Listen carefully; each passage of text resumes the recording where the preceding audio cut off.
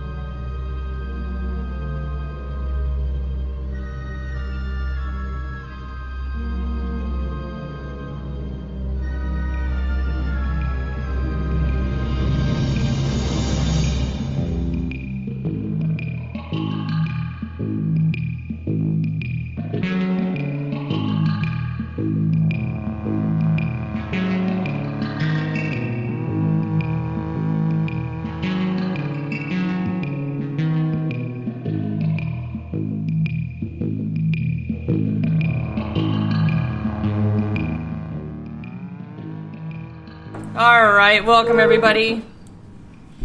Welcome everybody. We're over here just hanging out. Welcome everyone to another episode of Liz and WTF. It's not Dick Rage. It is haunted. This is one of our haunted episode tonight. It is going to be about Magick and cryptozoology and noisy upstairs neighbors. I'm just kidding. Kathy's Karen's. Tonight we got a couple things lined up. We have someone new here. Well, you're not new. You were here during Dick Rage. You weren't here during Dick Rage. I wasn't here. We're gonna play a game. We're gonna test our psychic ability. Anybody who here is psychic? Probably. Really? I mean, what am I thinking right now? dicks. Oh, I can't hold on. My mouth says stuff. That's right. All right. That's all right. Don't hold my mask on. Never mind. Sorry. Yeah, we're all 6 feet apart. I guarantee it. We're not doing anything wrong here. Anyway, we're gonna play a game of Who Am I? We're gonna test out our psychic abilities. We're gonna talk about cryptozoology. Increases in reported cases of paranormal activity since the beginning of the year. Is it the end of the world, or is it just how old the wood is in your I think house? it's the Rona. Everybody's afraid. There's tons Yeah. to feed off of. Fear, yeah, is a powerful tool. Every time you say cryptozoology, for some reason, I think of a raccoon like hacking into a computer system. It's just animal. Cryptozoology is a real field, though. It's like I know it is. Yeah, it's like I animals get it. that I'm have just not saying been discovered yet. You know, the thing that comes to Like mind Bigfoot. is like a Right. real sneaky raccoon. Like Bigfoot. stealing your bank account. But Yeah, there's- the so- Wendigo. Wendigo. Yeah, the Wendigo, but not even that far off. Like, there's animals legitimately that we thought were extinct, and then they were found. Yeah. Yeah. You Save know, it for the podcast, Garcia. Nope, sorry, that's Frank. I don't know who this person is that you're talking I about. don't know. Nobody knows. It was that. Just Jack's here, just Pat's here, and special guest Erin. We're talking about some fucking magical shit tonight. It's been a while. We've been withholding some magical shit tonight. So we want to talk about some other shit. You have, My background you have music. magical blue my background balls. music, though. Been holding it back for so Hey, long. there's nothing magical about that. The release. There's nothing magical about blue balls. And they're not blue anymore. Although if I did see a nice hue of blue, I'd be pretty impressed. That'd be pretty magical. Yeah. Also, or insanely bruised. We're gonna Probably test out. gonna be a turn on for Violet Beauregard.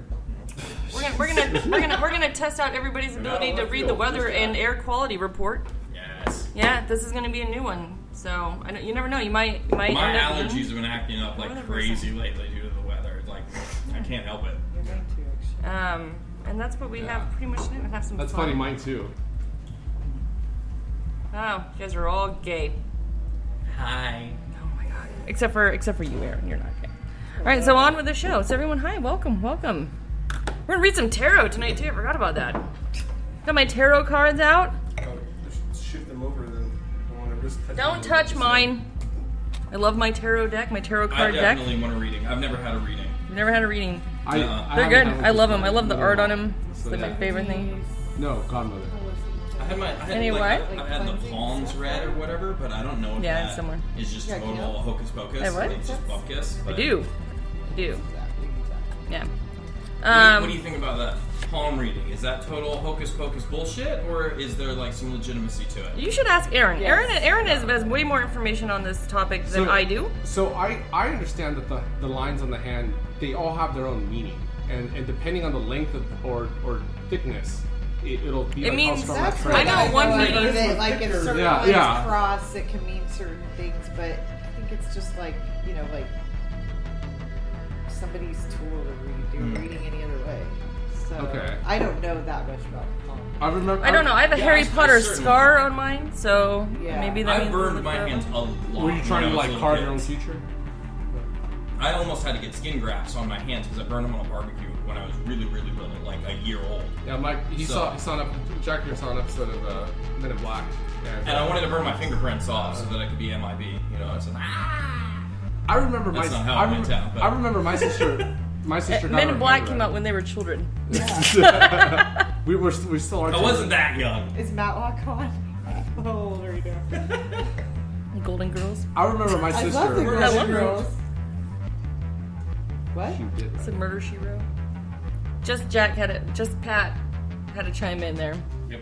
I wanted to be Yeah, included. you just gotta get Women those included. 2 cents in, Invest them here and there. I don't know about palm reading. I don't know how I feel about palm reading. I don't know if I believe in palm reading. I don't know. I remember my sister got her palm read at a fair, and she was told like this whole story, and then the next year she got her palm read again. And it was totally different. No, it was funny because it was like when I asked her, I was like, "Hey, so what's up? You got your palm read again this year? Tell me what's the big scoop?" And she goes like, "Oh, she just told me the same thing." And I was like, "Well, your hand doesn't change." Okay. You know? Same person? So I was like, "At least it's consistent." It might have been the same All right. person. I If don't it know. was different, maybe the same booth. hand, then- Yeah, maybe. Maybe the same booth. I don't know, but I thought that was kind of funny. It almost gave me an idea of believability. Like, okay, cool. Like they changed their story, then that kind At of. least they're consistent. They're with their consistent lives. with their If lives. they're I like fucking that. pulling the wool over your face. They tell everyone the same story. Everybody. Oh, that'd be great. I'm gonna be Yeah. rich and fall in love. Well, I with wonder everybody. if there's an aspect to it which is touching someone and actually physically touching them, and then exactly. Yeah. You probably pick up on a little bit more by physical connection Exchanging than some actually energies back looking and at the forth. palm and going, "I got you by this." You know, Well, I it's mean, a way that's to harness. it's a way exactly. You grab that, and that's fine. Interesting. And that's all very speculative. Oh, sure. I mean, like that's the whole point of all this. That's what I was asking. So, the only reason I brought it up because that's the only thing I've ever had. I've never had like crystal ball or tarot cards like you're talking about. I've only one time I had a palm reading, and it was like you were saying, it was at a fair. So I'm like, Yeah. I don't know if it was legit. I They wouldn't told me a try- lot of I things wouldn't- that sounded good. I think crystal balls are bullshit. I think that's bullshit. I can go with the hand reading. I can think there's some kind of like some thought scrying. behind it. Yeah, actually, crystal balls are legit. I think. So tell me about it. Tell me about it. So I went and saw a real gypsy, Romanian. Ooh. I was out in Europe. Okay. But anyway, she was a real gypsy. You had to go find her. She didn't just sit in one spot. You had to Yeah, go that's find this gypsies, person. They travel. They tend- She had a yeah. crystal ball, and I will say that to this day, and I saw her when I was 19, and to this day she has been spot fucking on, 100% on. That's pretty cool. That's pretty Years cool. later, spot fucking on. I mean, The only crystal ball I've seen has been in the Haunted Mansion at Disneyland. And I was a kid, and that freaked me out. But, like, I don't know. Crystal ball, like, to me, that's always, like, a little bit of a stretch. But the hand reading, I can believe that. The cards, I don't know. Anything like cards, like impression, I can get that.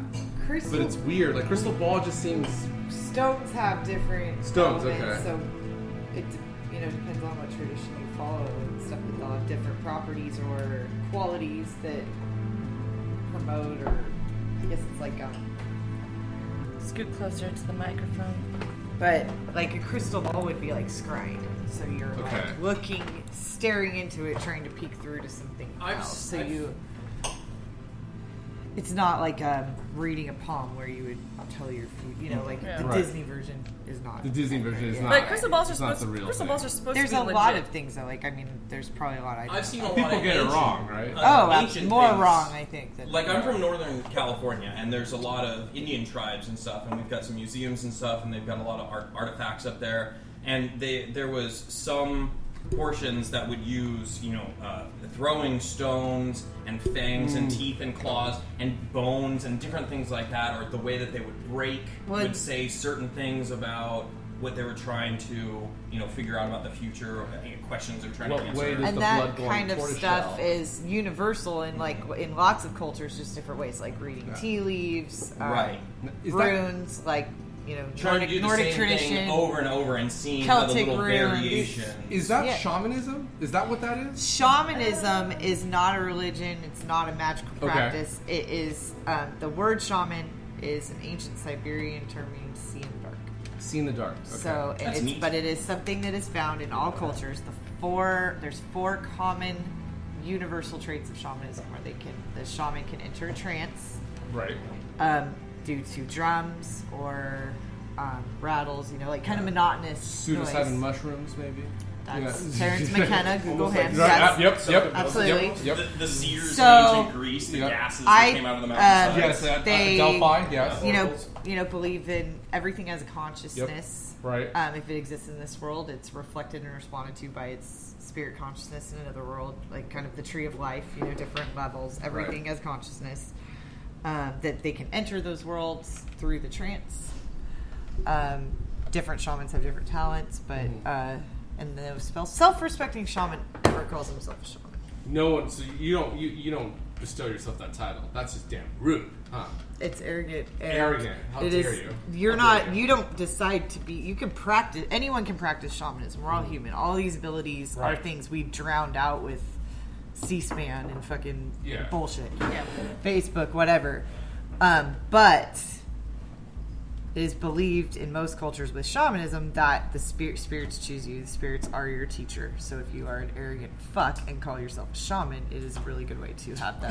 Have those abilities. Cut your ass off. Mess with you. I've heard a lot of the South American shamans, but they're from what I've heard, super into mushrooms. Ayahuasca. Now that's Peru is popular for that. No, there are those that use that. It's believed that you do not need those things to enter trance. That most humans you can enter. Most humans can't enter trance. I think it's in our DNA. I actually used to teach shamanic journeying classes. You don't have to be a shaman to do that but shamans usually have some type of higher calling to that, where they're there's a healing element for them, for other people, whether it's soul retrieval or medical type of medicine, person healing. Yeah. All good questions. God, I'm so glad you're here, because if they ask me, I'd be like, just You're awesome, honestly, because I think everyone has it. But she's awesome anyway. Yeah. I've known her for a long time. We used to rub titties together when we were teenagers. Yeah. Are you gonna do that tonight? Yeah. Nice. Well, we already don't do it did. in front of guys. Stop. Please stop now. Oh my god. Wow. It's Very not what I was stretchy. expecting. That's how Liz enters trance. That is, yeah. That's it. Unfortunately, that's the only way I'm able to meditate properly, is if I that's am the cost, nipple to I'm gonna nipple go with Erin over here. Yes. That was not a mode. She's actually my youngest child's father. I haven't. I am. I owe someone a lot of child support. Reincarnation's crazy, isn't it? No, but those are all very good questions. I've always been very fascinated with that kind of stuff, and even when I was younger, and when I started to think for myself when it came to religion, everybody gets to that age at some point or another. I'm from a really small town, so there's not a lot of people that you could go and talk to and get outside opinions of. So I started to try and branch out however I could. I'd go to the library and I'd pick up random books, and I'd read things online. Not as much internet back then as there is today, so it was kind of limited. But I found myself looking into Buddhism a lot. And I found that it actually, a lot of the story and a lot of the teachings tended to mirror Christianity, which I was most familiar with growing up. Krishna?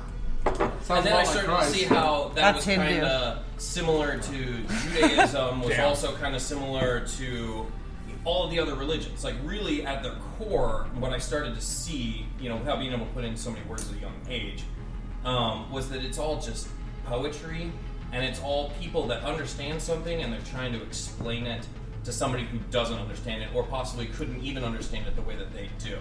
So you try to simplify it into something that's universal. Art, music, poetry, things on the wall, whatever, symbolism. There's some Middle Eastern cultures where you cannot draw the human form, right? That's a sin against God. He's the one that created that. So the only thing they could do was mathematical fractals on the wall.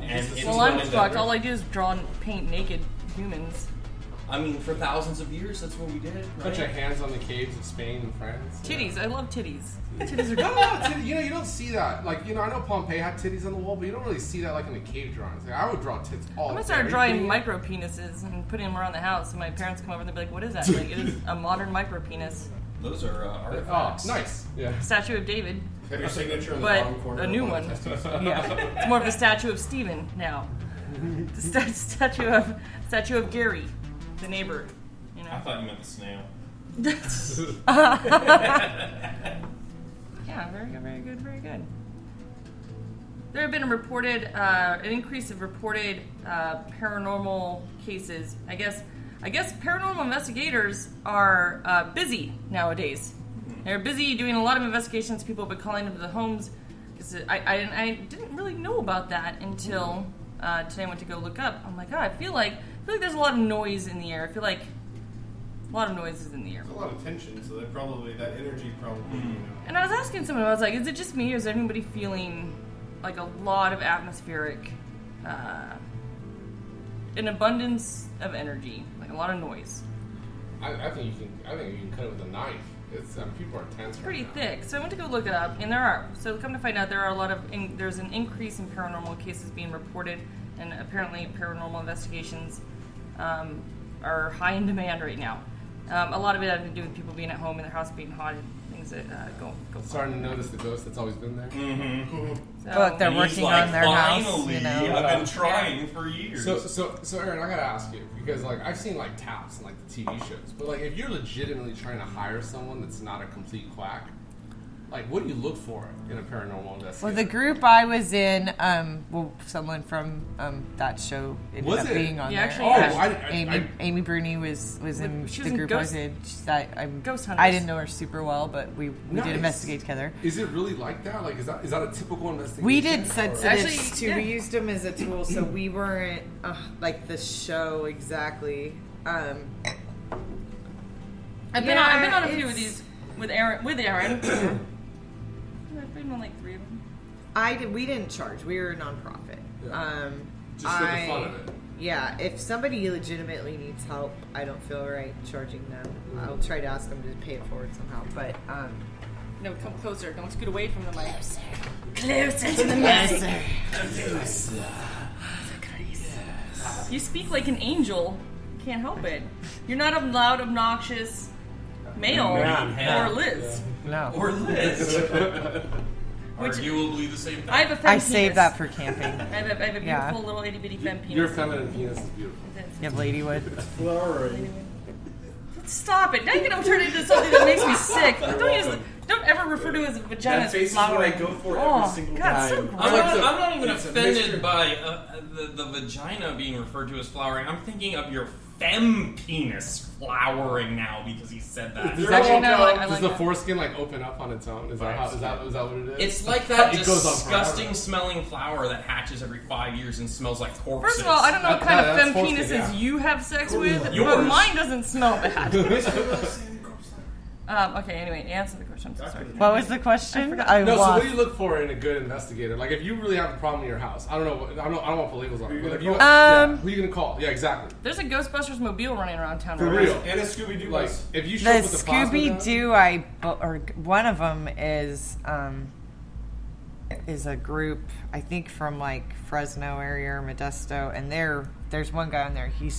he really impressed me with his theories. He's super smart, like engineer guy, and he wrote a book about it, like that our experiences that we have is actually communication. Like they're using our eyes to see, they're using our senses to, like that, like conduit type of thing, or? Yeah, in a way. And it was fascinating to me. He was really cool to talk to. I don't remember his name, it was years ago, but who would I look for? It would depend on what results I wanted. Some people just want to know they're not crazy. Some people Just like, is there something want there, help. or am I just Well, like... he's banana? saying, what would you look for in a paranormal? What would you look for in a paranormal? You'd have What the, would I look for? I I would look for somebody that I would look for somebody that didn't necessarily jump to any conclusion all the time, like try to debunk it as much. But I would also, I don't know, I tried to joke around with the homeowners and lighten it up, because it's really scary for a lot of the people that call you in, or this is their family. Some of them are telling you things they wouldn't tell their spouses or their family, like experiences they've had. They're terrified. So I tried to like lighten it up a little bit, but also I just get more questions when they tell me something that happened. So I'll, like getting pushed. Not that nobody ever actually gets pushed, but I found a lot of times people thought they did, but when we walked through, like, okay, tell me step by step what happened, it's usually like I slammed into energy. It was more a collision than like I felt hands push me. I thought somebody mildly Yeah. walked Are fast they just trying past to me. alert But- you to their presence, or are they actually being malicious? Is that You never know. And I mean, and there's a difference between evil and mean. So you have to think about, if somebody's earthbound, they're going to interesting. have the same issues that a living human would have. So going in, I got to understand that maybe some spirits don't want to talk to a blonde-haired, blue-eyed girl. They might have had some trauma in the past or something. That's Yeah. I have a friend who's Spanish, and when we go through a certain area with some pretty heavy Native American history, she gets violently ill. For me, that is absolutely wild to hear. Not that it doesn't make sense. That's not what I'm saying at all. I think the thing that's, for me, I've never considered anything like that. That obviously, like, if it's a ghost, if there's, a remnant of whatever you were after the fact, right? If that's what a ghost is by, whatever definition, then yeah, it's going to be influenced by bias. How Just dare like you any- My version- How dare you hang out with the white man? How dare Yeah, you? my Yeah. version, my definition of a ghost is a human spirit that has not crossed over. And there's for me, there's a very different feeling between the two. Sure. And so, yeah, there's bias, there's still motives, human. there's a difference between cranky, angry, upset, evil. Very different. And I would even take the leap. Obviously, I'm no expert by any means, nor have I ever studied anything like this, but I would take the leap and say that, if you're a ghost, from what I understand of it, very little, it's because you've got either a regret or something left to do, or there's a reason why you're still stuck here for some reason or another. And if that was the case, it's going to lean even more to the idea that that mentality would be, kind of a biased conclusion that you would be stuck on maybe permanently. The Winchesters from Supernatural taught me that high sometimes. Thank you. Love Supernatural. Dean has taught me that sometimes a traumatic experience, though, will also trigger the ability. Fun fact, to ghost become a hunted at the spaghetti factory in Vancouver with the guy who played Ash and his Really? dad. We went out to dinner. That's He's a friend of mine. sweet. Nice. Yeah. It was really fun. We did get some shit. It was cool. I was gonna ask, do people also so I understand there's a real hey, shit's going down here, and I need to figure this out. But do you ever do you do parties? Do people just hire you for the fun? Like a Because you were saying sales lady, or you were saying you try to make it more like It parties. feels like such a millennial thing. It's But more like I I've see been. a hipster getting let's talk to some ghosts. I want to talk to Mark Twain. Tonight, I've seen things all my life and experienced things all my life, and for a big part of it, I was absolutely terrified of it. And when you're a little kid and you're seeing some cowboy standing in your bedroom every night, you tell your mom and she says it's not there. You kind of learn to not say anything, and so I understand the fear. And there are definitely times where you're so afraid everything makes you jump. Yeah. And so, depending on what they want, I will help someone do what I can to help someone get rid of something. But what my goal when I go is to A, make sure that it's nothing dangerous. B, get that person comfortable in their own home again, no matter what. So if it means teaching them to live with the activity. A lot of people who have a lot of experiences, it's because they have abilities. Right. Learning how to control them, because the more you fight them, kind of the stronger they seem to get. Or just learning to take their own power back. Yeah. But I also feel very strongly in not exploiting the dead. So like going to a place that's maybe a popular investigation place, and I went to one up in Virginia City one year, and we got invited by the Historical Society to spend the night in this condemned building, and the 2 levels of the activity got violent, and it was one of the only ones I walked out of, because it was, to me, what I was seeing and hearing in my head was, they were being exploited, they were being fucked with, it was commercial, and they were sick of it, and it was absolutely, and so, like, what I'm hearing in my head is, like, this is wrong, you're the one that's going to get hurt if you stay here, because you fucking know better. It's the whale screaming in the tank. No, it is. It's like that. So it was, for me, I don't go to cemeteries and talk to the dead. I get that. If someone talks to me, I don't read people without permission. To me, that's a violation. Right. There are rules that I follow just more because it feels wrong. It's the way it's supposed to be. You know, also, you don't want to be intrusive. Are human. Yeah. I'll also, like, if they fuck with my kids, like, a little different. But it's just, I feel a loyalty to them too. They deserve respect. They get fucked with a lot. They get, and it's not that some of them don't mind that interaction. There are places where it's, like Waverly Hills gets a ton. There's always going to be stuff there. Right. But there's stuff really that probably shouldn't be fucked with there. And then there's stuff that's there because of all of the investigations. So that's the thing too. And so bringing that up, so we went to the cemetery, and when I was at the cemetery, I was looking. First of all, we were just trying out all the equipment, but we were looking for something very specific. And it's funny that you brought up a cemetery, because we weren't there looking to talk for And we got a lot of activity back, but you did have. There were some EVP recordings that came through that were like, turn off that fucking thing. You're fucking recording, and things that were very clearly agitated by our president, even though we weren't looking for them. And then you did hear some other ones come back and go, hey, she's looking for someone, she's looking for a family member, she's, things like that. Yeah. And so, but it's weird the way that these things can, like, connect and talk like that. And, but you're right, it's like exploiting. How many people did go out there to a cemetery to go just To me, it's a place of rest, so anything there is usually not there as a haunting. Yeah, exactly. And that's so, it's more like where the incident happened. I where the haunt. I find them to be extremely quiet places for me, not empty.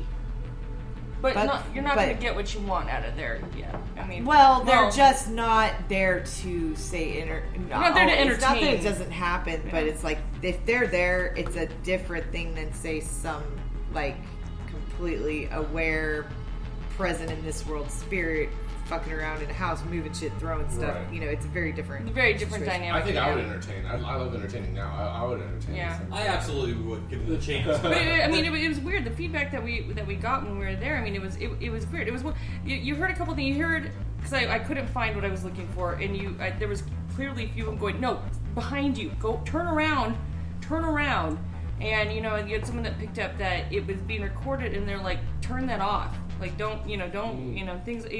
There's so much activity going on there. You had some that were okay, and it quieted down as soon as I think they figured out we were looking for one individual.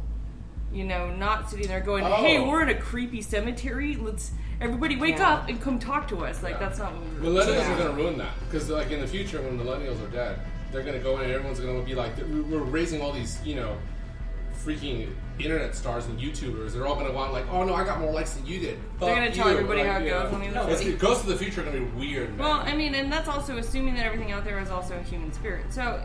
Here, before we get on that, because that's fucking interesting. I do want to talk about that. The point that came to mind when you guys were talking about that just now was most of the time when I'm thinking, and this is me thinking about like a ghost or whatever, it's associated to a spot for a reason, right? But then that kind of sets it up so that there has to be some kind of there has to be a marked event that happened there that caused them to be linked to it, right? That's where most people tend to jump to, like, what brings a ghost to a haunted house or a murder site or just a woods or whatever. But then you go to a cemetery where it's the most natural thing in the world. That's just where we put our bodies. That's what we decided to do as a species. We bury our dead and honor them. But then you find just as much, if not even more, activity in a graveyard versus one of these super traumatic sites. So I'm just like, the duality of those two type of things, like, that seems like a different mentality to me. Like, a ghost is here because of a traumatic thing, and then also the most normal thing. And, like, where does that balance out? So is there really a moment that we would say causes them to stick around, or is that just the natural progression, and it's because of those moments we have more of a link to seeing whatever the flip side of the coin is? I think there are in my experience, there's a lot of reasons why people are. There's a lot of reasons. It's not just like they died. They didn't have to die there. It could just be they're attached to. They have an emotional attachment someplace.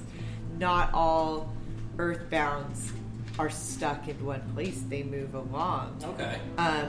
Sometimes, maybe they did die nearby or are somewhere they're familiar with nearby, and they're attracted to someone with abilities nearby.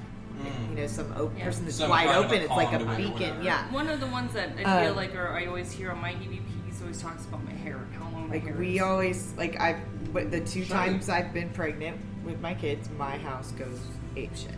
There's stuff. Pregnancy's known to heighten psychic abilities. No, they it actually, was. yeah, it it does. is because you can't shut off from another world, really. But there's all kinds of reasons. There's one thing I in my experiences, and that's not everyone's, but like dogma, afraid to go to hell. Mm-hmm. Yeah, because they were told, like the little seeds of.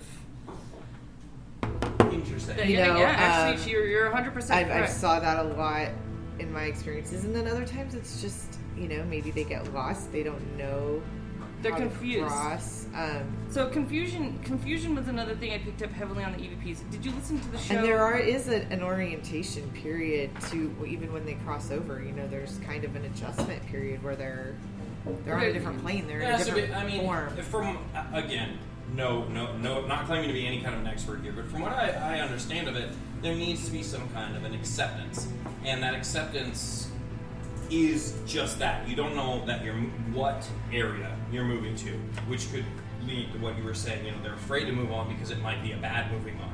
You don't necessarily know what's behind the door, so you may be too afraid to open the door, and then you just get kind of stuck. There's with so many levels of awareness. That's the crazy thing. It's more of like, it's like a spectrum, like more of like it sounds weird, but like thinking spherically rather than a linear form. Sure. So it's layers like of severity.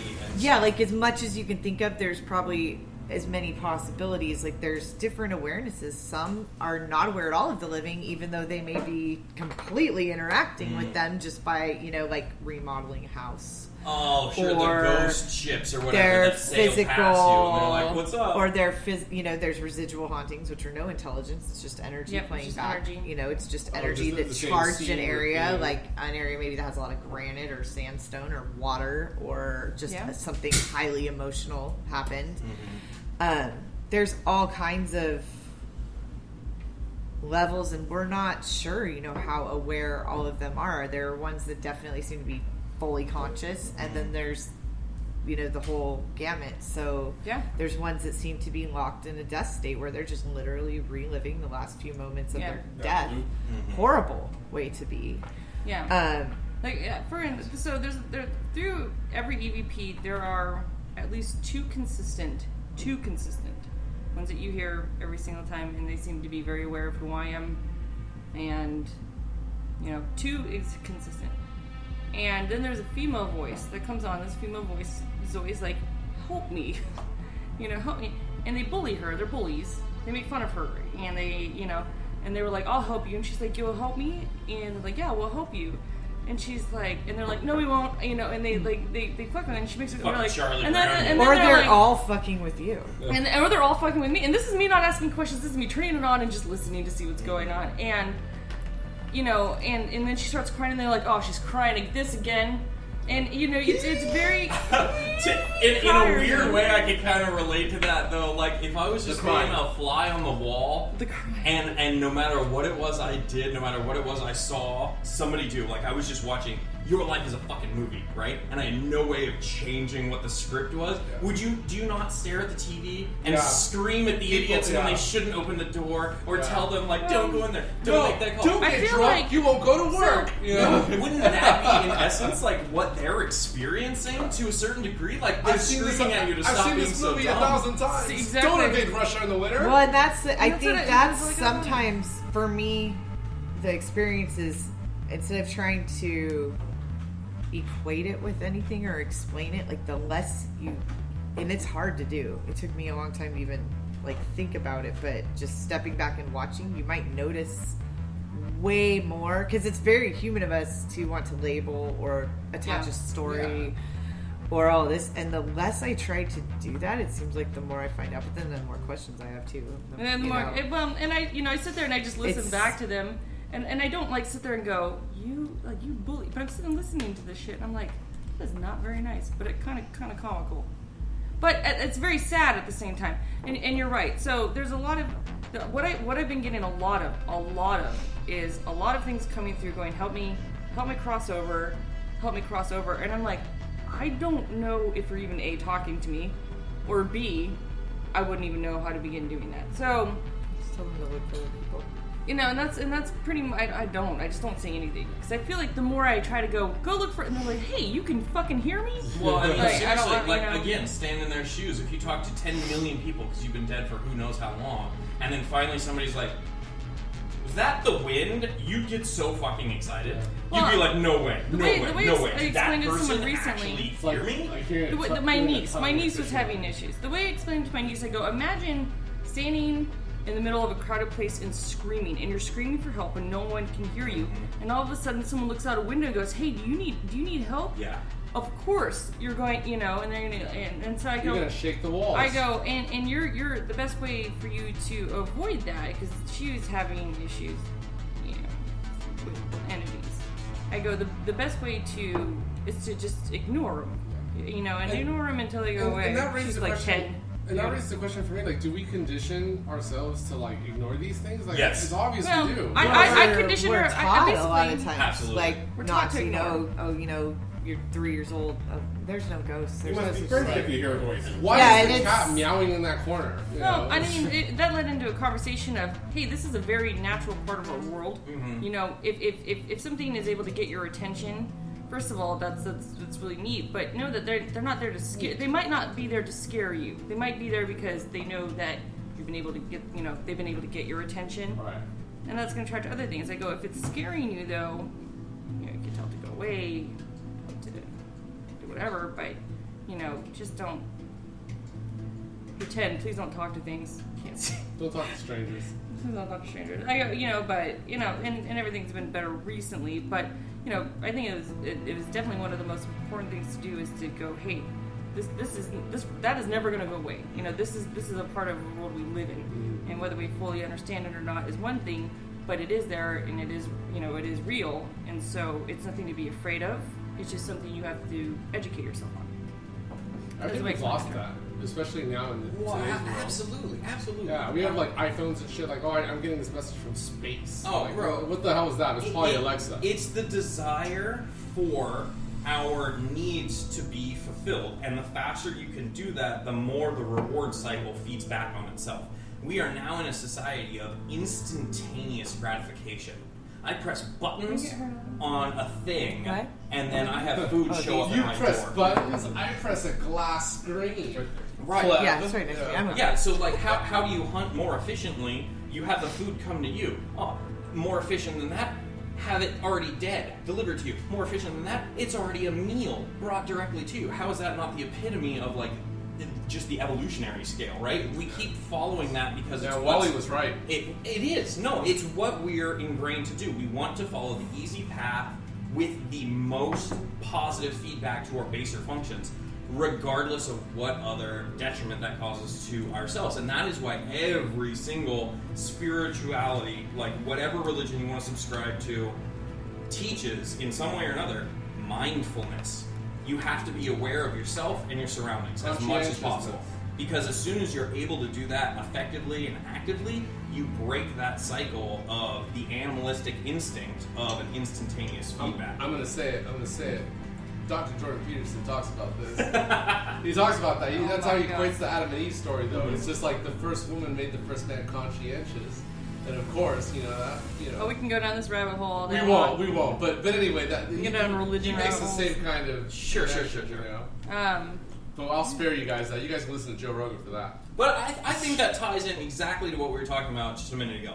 I think that if you were trying to find like one variable that you could point to and say that this is the thing that makes a spirit stay around, the thing that hangs them on, that makes them want it, if you could call it one single variable that fits to all of those desires, it would be the remnants or the echo of what desires you lived prior, wouldn't it? I mean, that's the argument I'd make. Or it's bullshit, and it's just an innate desire to want something more beyond. I don't know. I'm just playing devil's advocate right now, but honestly, I don't see that as different than what I just said. Some people aren't upset though. Some people stay where they're at. Not even necessarily upset. No, you don't have to be upset to be efficient and. You mean attachment to something in this realm? Yeah, you don't even need to have that attachment. It could just simply be you managed to live a good, quote unquote, wholesome life, nothing wrong. Full life. You didn't have regrets, but then you end up as maybe this is just hypothetical. Yeah. You're stuck as a ghost here for some reason, but you lived average Joe Blow 50% life, right?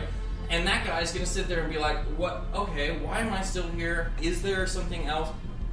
I feel like that comes down to how much were you aware of the fact that you were making choices versus how much were you just a part of the clock that was turning.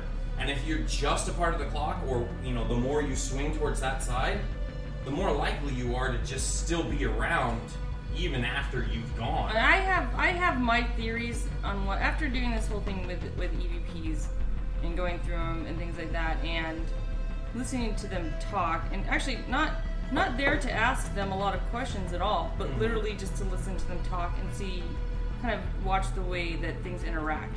Sure. And without interfering much at all is what a lot of what I try to do. I asked about Carol Baskin. I'm not gonna lie. I mean, I can't. But by the way, the answer is yes. The tigers, they snack you. But I have my theories. I have my theories on the way that spirits latch onto us and how they interact with the inside of us. Probably not a good time to go over it though. We're gonna go to a quick commercial break. Is what we're gonna do.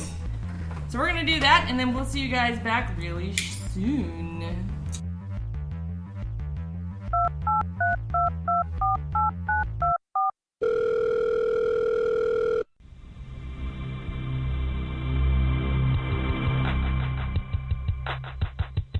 Thank you for calling Healthy Time Hospital, your number one choice in care in California. Before we take you to the main menu, please listen to an overly long message from our Chief Medical Officer regarding the coronavirus. Hello, this is Dr. Fu King Ridiculous, your Chief Medical Officer, with an important message to you about what we are doing to prevent the spread of the COVID-19 virus to our staff and patients. First of all, we want you to know that all of our facilities are open for business. If you are showing signs and symptoms of having the COVID-19 virus, such as cough, shortness of breath, fever, diarrhea, vomiting, or death, please show up at one of our facilities after you call this number and carefully re-listen to this entire unnecessarily long message and let us know that you are coming ahead of time.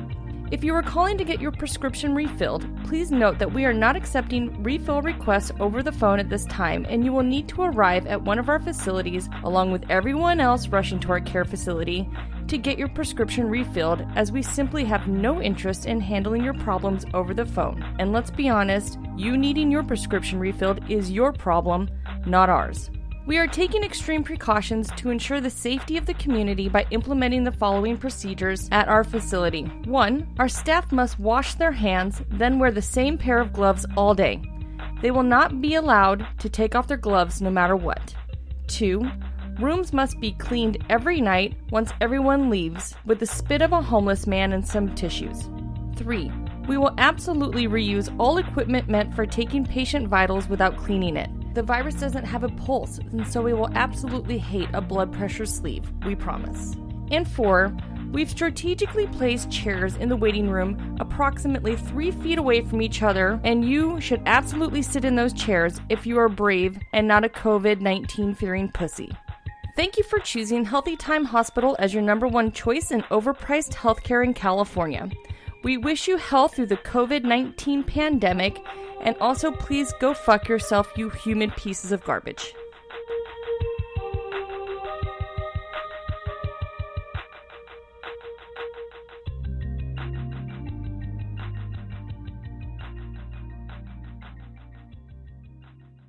I'm so excited to finally get out of the house and eat somewhere else for a change. Oh my god, I know, right? I was getting so sick of cooking and doing dishes every night. Finally a night where we can just go out and enjoy a nice dinner together. Oh, perfect. We're gonna get seated. Here's the hostess. Oh shit, is she wearing a mask? What?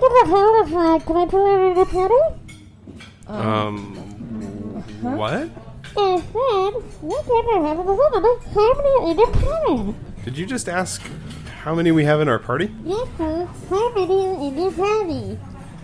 Oh, there's only 2 of us here. There's only 2 of us tonight. I don't know what the fuck she just said, but I guess we're gonna follow her. I guess so.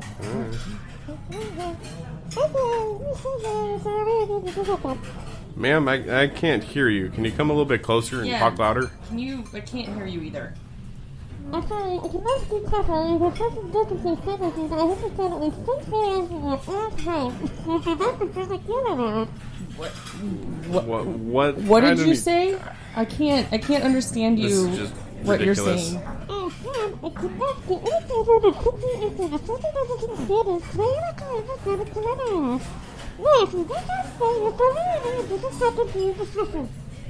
Yeah, I guess I'll go with the house IPA. Honey, you want anything? I'll just take a glass of wine. Thanks.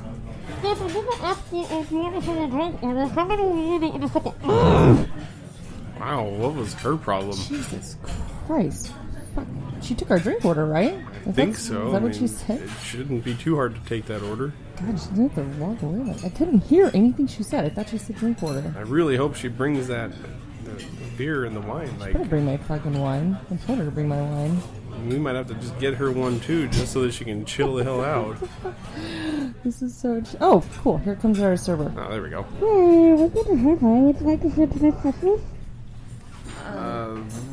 What? I'm sorry, can you take your mask off? We had a really hard time listening to the hostess, and I don't even know if she took our order. Like, yeah. we asked for some drinks. It was pretty easy and basic. Yeah, and she just kind of stomped away, and we think it's because we can't understand what you guys are saying with your mask on, and then you're standing 6 feet away. Like, yeah, it's pretty hard. I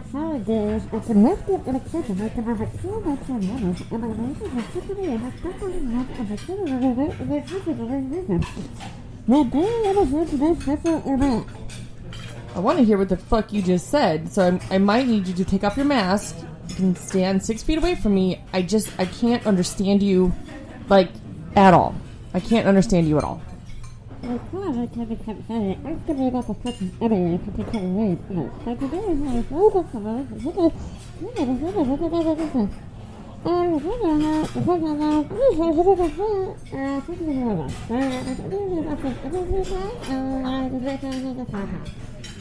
I want a 22 ounce of beer. A glass of wine. A glass, like This of tall. wine. You get a bottle, and I just want a glass of wine. You guys have done this for how long now? A glass of wine. Beer.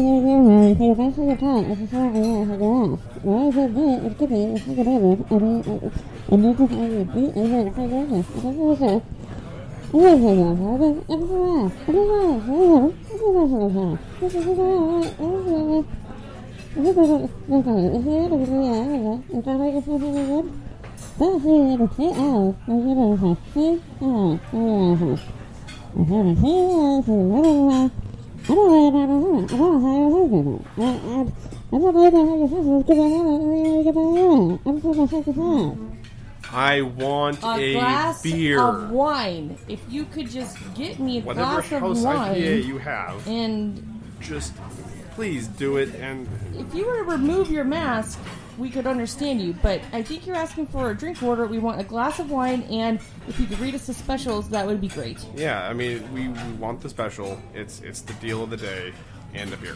And she wants one. Are you telling us to get out? You're pointing towards the door. I can't fucking understand you. What are you saying right now?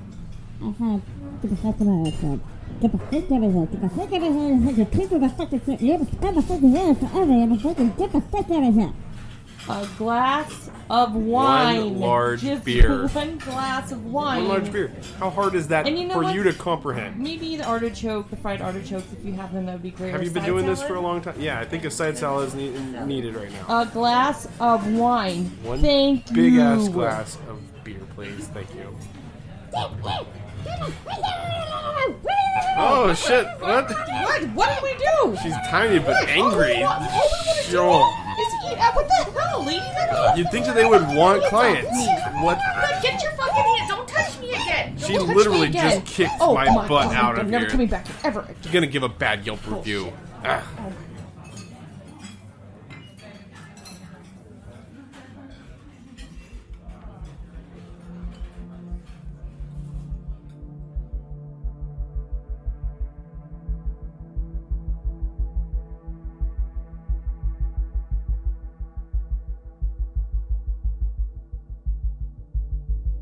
Alright, everyone, welcome back. Thank you. Welcome back. We are back. Alright, so we're going to go in and move into stories. Stories of the paranormal experiences that have happened to all of us. But before that and during that, we're going to play a game of Who Am I?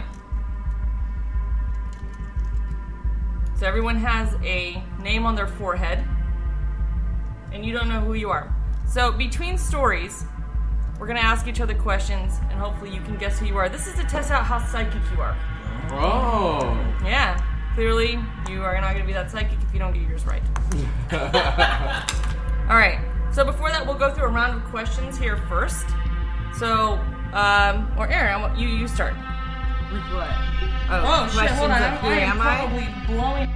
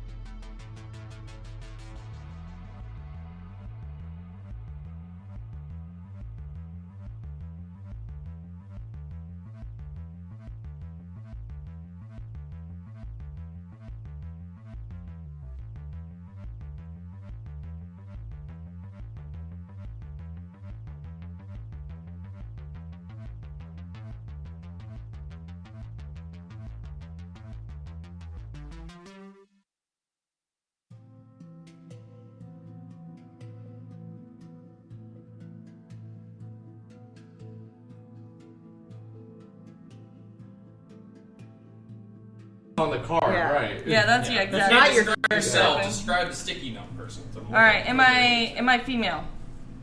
Yeah. Although it doesn't matter. Even with my femme penis, I'm a female? Again, it doesn't Feminine matter. penis. You can identify as whatever you want. All right, so we're going to move on while we have these sticky notes on our forehead so we can think about who we are for a second. And we're going to go on to stories. Frank, you're going to start with a story. Tell us your story, Frank! Yeah, so, like, okay, there's a few experiences I remember from growing up that were, like, weird, right? And there's two that stick out, but I'm going to pick the one that sticks out the most. Now, I didn't actually see it, which is bullshit. So it's all hearsay. But I remember this day. So I had my godmother, and my godmother lived up in a very rural community up in the mountains, you know, near Big Bear. So it's like SoCal mountains, if anyone knows that. Anyway, so she was always really into like reading cards and telling the future, and like, you know, she was always kind of eerily spot on, kind of like her horoscope usually is. But I'll never forget this. This is weird. So I'd go visit them from time to time, and during this particular visit, her husband, my godfather, had passed away from cancer. She was having a real hard time with it. And she was in her bedroom. I was in the kitchen, which is not too far. It was like 2 doors down, just down the hallway. And I remember hearing a scream. And the scream was coming from her. And she was freaking out. And I was freaking out because the lights turned off and turned on rapidly. And it only lasted like a second. Probably one blink, but it was noticeable, and she was freaking out. So we all run to the room, and we see a candlestick on the floor, out but smoking, Covered and in vagina juice. in semen. No. So Slimer. So we asked her. So we asked her what the hell happened. What the hell happened? And she says. And again, this is bullshit because it's hearsay. But she says, I was, you know, praying, thinking about my husband. The candlestick threw itself off the wall, landed on the floor, and the lights flickered. That, again, I didn't see it. But I was in the room, the lights did flicker, candlestick was on the floor. Was she, like, having a panic attack and, like, realizing he's gone and threw it on the ground? And I don't know. But that happened, supposedly. The other thing I can think of was I did live in a house where a person died, and I remember that. So I was growing up, I was in junior high, and we lived in this house with this old woman, my family, because she was renting the house to us, but she lived there. We kind of took care of her, but not really. Oh, close your eyes. We kind of, oh, my eyes! Close your eyes. Put it back on my head. Put it back on his head. Put it back on my head. Put the... Oh, okay, Put the card back on my head. Jesus, there's mashed potatoes Oh, all over God, it. it's mashed potatoes all over my head. Okay. All right, card's back on my head. It's secure? Yep. Secure, okay. So anyway. It's gluing your forehead wrinkles together, but it's secure. This old lady died in the house. Natural causes. I don't think I was in the house at the time. I don't remember. But ever since she died in the house, we started seeing shit. I don't know if it was the power of impression, but things happened in that house. Shit moved. Again, candlesticks. Supposedly, I heard ghosts can see light, so maybe that's what's it. We took photos with 35mm disposable cameras. We saw fucking orbs. Shit was happening in that house. That one's not really much of a story, but a set of experiences. But growing up in that house, we moved out when I was like in my freshman year of high school. My whole family could talk about that. Shit happened in that house, and it only started after she died. I don't know how much of it is power of impression, but things fucking... Like that always stayed with me because that was real. Like she died there and she hung out, I think, you know. So anyway, that's my little 2 cents. Interesting. Another round of guesses. Another round of guesses. Well, I mean, something to be able to throw a candlestick, it has to be able to conjure up some power. Like Right. you have to be pretty strong. And I've heard that like they can see through light. That's why candles are so important. I don't know if that's true, Erin. I don't know how aware. I think there's different levels, but I mean that could have been that. It could have been like that she had some PK ability, and in her pain and high emotion, the candlestick moved. In her rage. That's Actually, the thing is like I always just end up having more questions. What about I'm going what type like, of candle it was? No, I mean not necessarily, but yeah, I mean you're right. You know, is it? Oh no, it was like a normal candle. It wasn't like the Virgin, you know, Guadalupe. Yeah. so it wasn't like the jar. It wasn't the jar. No, we had plenty of those. Trust me.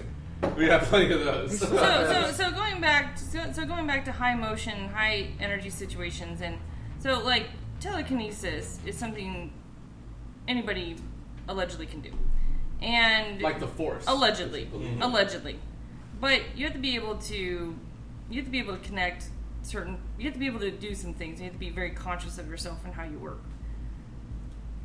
With enough energy and enough emotion going through, like someone passing, and having that overwhelming sadness, she could have done it herselst. Completely unaware. Completely. It's a Force ghost to keep with the subconscious. That's what I'm saying. Subconsciously, she may have done herself in a been rage. that upset. Right. Like left in That's shadow. sad. She lived at the house though. She did live there, yeah. There's the repetition concept. Like a lot of times you'll hear that people are sometimes stay at the place that they work because they work there for 30 years and are not necessarily attached, but that is a frequent maybe comfort. I don't know. You're the expert, so I'm just trying to You're the expert. I fucking hate my job. I would not want to be there. I Erin want to be is an there angel. now. Much all less. of us, you're the expert. I don't want to be there now. Much Erin less and I than will my be dad. living in retirement homes together, sharing boobies. The same Touching boobies. each other. At our knees, though. Our boobs will be at our Touching knees. ghosts. Yeah. We'll be able to finger bang and do titties at the same time. Well, Our nursing homes are going to be. You think Corona's coming on now? Just wait. Robotic bodies. We're gonna haunt the same golf course when we're done. when we're old. Okay. Her and I are gonna haunt the same retirement home down in Southern California. Okay, so all right, next round of questions. Go ahead. You're first. I'm a science fiction character. No. Negative. Damn, I'm not psychic. Yes, that was true. I'm Michael Jordan. No. I don't know. I'm just going for it. Okay. All right. You're up. Am I alive? Mm-hmm. I am alive. Okay. Am I on TV regularly? You were. You hit headlines from time to time. But now I'm not on TV, but I'm still alive. You were on TV, yeah. Interesting. I'll be oddly specific. You were on TV a lot, like 4 years ago. What? But you hit headlines frequently even now. Am I Kim Kardashian? No. Okay. No. All right, go ahead.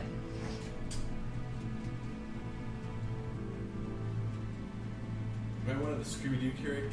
You were not. No. I had to ask. Alright, so I'm a character of some sort, children character, not just in the 90s. Scooby-Doo would have been a good guess for that, I guess. I mean, we talked I about had didn't know. Scooby-Doo in line, but pulled out. Which you should never do. Never pull out. Never pull out. You guys are a bunch of perverts. Is this She gets it. character a human? Negative Ghost Rider. There we go. Alright. There we go. Alright, that's 2. I guess Am I human? Yeah, but Yeah. just barely. Yes. You're more of a barbarian, but yes. Yeah. Yeah. Degenerate. Do I know who I am? Yeah. Yeah, well, I know you do. I think you do. 100%, without a doubt. Here, I'll give you one. I've seen you share this person online. Am I Erin? Nope. No. I've seen you. I only know so many porn star names. Am I a porn star? Star. Well, to is- some people, I suppose. At one point. I don't know if star is the There's right. def- I can Star? see it. Well, I mean, famous, but not necessarily. Do I have a star. sex tape? Probably. It's a GIF. It's a kink, I guess, maybe. Fuck. I'm sure in some trailer parks. You're up. Am I male or female? You are male. Alright. And I'm a legend. White. And I'm not fictional. I asked that part. However, you are fictional in some forms. That helps. Your adventures are legendary. Yes, I was gonna say, your adventures are legendary. In the field craft in which you partake, you are legendary. Nobody in the chat has guessed what we are yet, which is good. Oh, that's good. I have no idea. All right, moving on to ghost stories. Dope. You're up, just Jack. Dope. Okay, so I got a good one here. I went down to no, it was actually Mexico. Okay. And it was like a youth group trip, right? So this was a long time ago.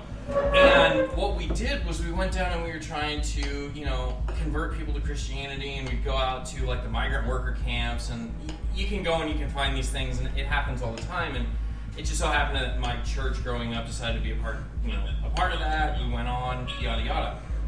So we get out there, and this one night we're like, okay, tonight we're gonna go out, we're gonna do a barbecue, we're gonna make a bunch of food, we're gonna feed anybody that wants to come, but then we're gonna preach at them. And so it was our job when we first got there. We were supposed to split up with like the guides who were native speakers and go off into the migrant worker camp in Mexico and try and convince people to like come and listen, right? And so we went around and we did all this stuff, and I ran into this one house that had, these things are literally metal sheds just in a big long line, and that's their housing. And this one place had plants in front of it, and draperies, and rugs in front of it, and it just looked really out of place. And I'm like, I'm gonna go in there. Like, this has some kind of influence in the area, right? Like, I don't know what it is, but I can recognize there's something different about this joint. And so I start walking over there, and my guide actually grabbed me by the shoulder and said, no, you don't go there. That's a witch doctor. We're not gonna bother over there. That one's something that we don't want to involve with. And I'm like, no, that's like the exact opposite point of why we're here. So I went over and I knocked on the wall, and I started to, do my best at conversing with him. My Spanish is absolutely terrible. So eventually the guide actually came over really reluctantly and started translating for me, and I was explaining like what we were doing, why we're there, yada yada. She waved us off, right? And we go and we do our other rounds. It starts to get to the point where we're supposed to go back, and we're starting to walk back to where we were. She came running out to me, and she grabbed me, and she started saying a bunch of stuff really fucking fast, and I'm like, yup. And the guy starts telling me, he's like, oh, whoa, okay, we should go with her. I'm like, I thought we were going back. He's like, no, she wants to talk. This is big. Like, let's go and actually talk. So we went back to her house and we sat down. It's fully furnished to the extent of what that kind of a building could be fully furnished. Carpets, extra chairs, candles, things like that. She starts getting into her story, and the guy's translating for me. And she starts telling how she ended up where she is. She was traveling with her husband. She married young. She was forced into the marriage. Her husband became very unhappy. They were not well off to do, so they were traveling around trying to find work. He became an alcoholic. He started hearing voices. He started hearing spirits, and he got to the point where the entire town they were in chastised him for it. So I don't know if he became the town drunk, or it just became to the point where everyone's just like, this ain't good. But he was running around telling people he could hear things. They were telling him to do things, yada yada, right? They tied him up fucking naked in the middle of town to a stake and left him there until he'd chill out, basically. He fucking died from exposure. After that happened, she said, well, I need to go find some explanation for it. Basically became a witch doctor because of it. She's like, my husband, I believed him, he said he heard spirits, everyone else basically killed him for it. And so I'm gonna believe him and I'm gonna follow this along. And then I came and she said, like, you were honest. You looked at me and you didn't care and you weren't afraid and you just saw me as a person, and so I was willing to talk to you. And she fucking came, and I fucking prayed with her right there, and I converted her to Christianity. And she was a standing person who had talked to who knows how many hundreds of people about witch doctorism, whatever that entails, right? She was making people, they were giving her, they were sacrificing chickens for her, they were bringing her goods because they were trading like a favors. Whatever, she became the mystic lady of the village. And just because I went there and like actually had some intent to try and better anybody that was willing to listen to it, it worked. And like a dozen other people came with her because she actually went with us and she'd never done that. They go to the same places, these Christian trips. They go to the same places over and over and over and over and over. They've got it down to a science. They know exactly what day is going to do what. We're going to get a couple of people from Wisconsin, and they'll come and they'll help us build this church roof, and yada yada, and that's how the process works. But that that experience was something that none of those people had ever seen, nobody had ever experienced before, and to me personally, blew me away. She was a straight up believer in mysticism, and then I said, but why don't we just try calming down and talk things through? And it took. And while that's not necessarily directly on topic with like the spirituality stuff that we're talking to here, I think that speaks to the power of what we had originally said. I don't know if even the thing was recording about willing something into existence. Enough people believing in a thing makes it true enough. Yeah. And if a whole village is listening to her and subscribing to this mentality, that's not wrong. You can't deny it because it caused an effect. People live their lives to that creed, right. And then it just flipped in an instant. Yeah, I mean, we're gonna get into cryptozoology here really shortly. We're gonna get into cryptozoology here and willing things into existence. Because I do think that's a thing, me thinking about like Slender Man for the first time. Bloody Mary. Yeah, I've heard things like that. Yeah. Chupacabra's real. Shrieking lady, what was that? La Llorona. La The My Sharona. The Crier. La Llorona. La Llorona. Yeah. But anyway, that was my experience with it. It wasn't a direct interaction with a spirit, but I mean, if somebody lived a life that was so influenced by hearing things for whatever reason you want to logic to it, that to me is a fucking ghost story. That is, yeah. That's a good example. That's a really good example Of a person. Yes. All right, question up, bitch. All right. Am I fictional? Yes. Yes. Kinda. Kind of fictional. You are absolutely. Not in my dreams. Anybody? Okay. Can anybody guess what Frank is so far? Frank, what do you know? What do you know so far? That I'm fictional. It's actually funny that you got that one. Yeah. That I'm fictional in your dreams. Dirty, I don't dirty. know. I'm really a woman. I'm a woman. female. You are. I am a woman. You that's are. I correct. will say you are female. I am female. And so is your sticky note. Thanks. Okay, so I'm a woman. Huh? You are female. A I'm woman is assuming age. I'm Caitlyn Jenner. No. Damn. Okay, I really thought I had it that time. You were just waiting to jerk off when you get home. That's what you're doing. Damn. Is it that obvious? I am psychic. Aren't I? It's all I mean, like about- anyone with eyes could have guessed that, though. Any other questions you have besides you're female? I'm alive and I'm female. You're a character. I'm a character. I'm alive and I'm female. I'm Betty. No, she's dead. I don't know yet. I mean, I'm part of sci-fi though, aren't I? No. No. Fuck. You already asked that one. Did I? Yeah. In fact, your character, I felt like you would have been more in touch with your character. I know, right? Been Same. You should have been. Yeah. I'm some kind of stripper. yeah, No. 100%. You probably play a stripper. There's According probably to a Rule fetish with 34, your character. that's not wrong. There is porn of it. Yep, There is porn of your character. There is porn of it. God damn it. But your character isn't a porn character, you but it can was ask later that. developed into a porn character. I'm sure of So it. it's Because fetishized. you never for know what sure. you're going to scroll down into. Like on internet most- forums. Things. Yes, it was. All of you listening, you degenerate fucks. All right, you're up. Oh, am I alive? Yes. Yeah. I said- Unfortunately. Oh, I did? Shit. Okay, am I American? Yes. Yes. You don't want to be though. We're not right now. Not during this era. God damn it. You wanted to move to Canada. But they wouldn't take you. The Canadians are too good for you. What, am I Justin Bieber? Oh, No, Justin Bieber's he is Canadian. He is Canadian. Yeah, but they didn't want him. I think they gave him up. Alright, well, that was my guess. That didn't get me fucking anywhere. All right, just Pat. So I'm a children character, not just from the 90s, not Scooby-Doo, and I'm non-human. Yark? Alright. So not just from the 90s. Am I Barney? Negative. Good God, close though. It's pretty You're in close. the right Yeah. theme. I'm really surprised how close that was, but it is completely Yeah. wrong. So far, you've been pretty spot on with your guesses, though. You're gonna get it. You're gonna get it. Yeah. Yeah, he's walking down the alley. You're definitely walking down that street. Am I a dinosaur of sorts? Negative. No. Oh, I want to Those are a few questions. I'll ask more if you guys. Right down that avenue, I'll tell you that much. Alright. So you've seen me hook up with somebody online. I mean, are you talking about the card or you? Because, yes.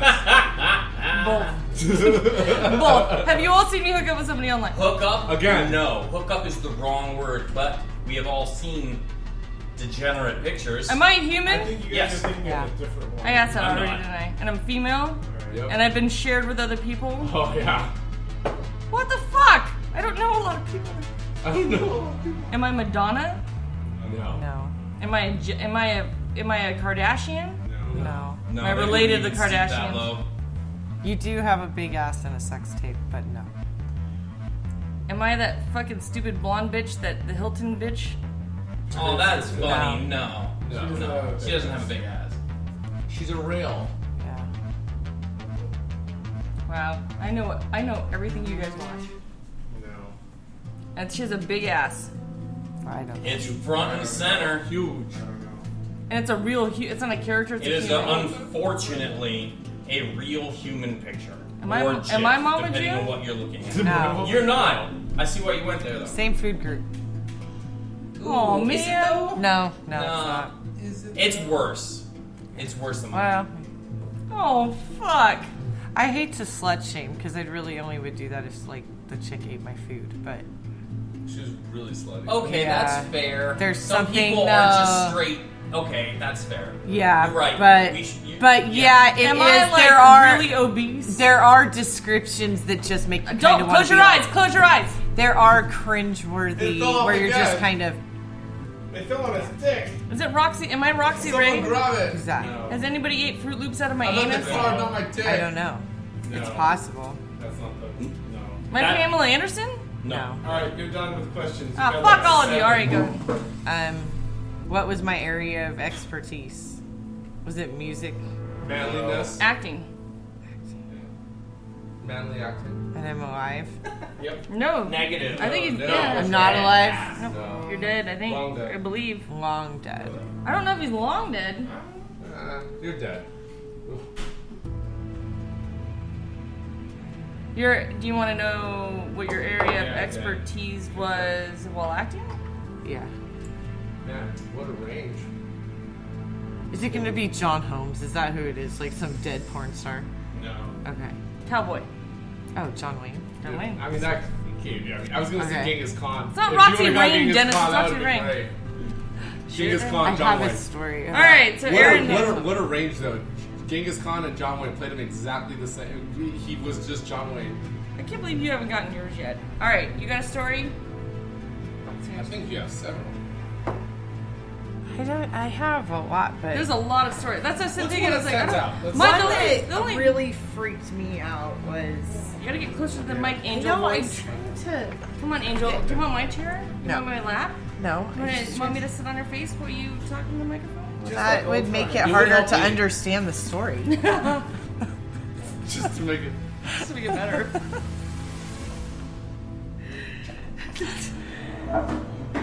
She guessed hers. Did you? Yep. Yeah, I mean they After- made it pretty easy. It Okay. wasn't a psychic moment for sure. It was deduction.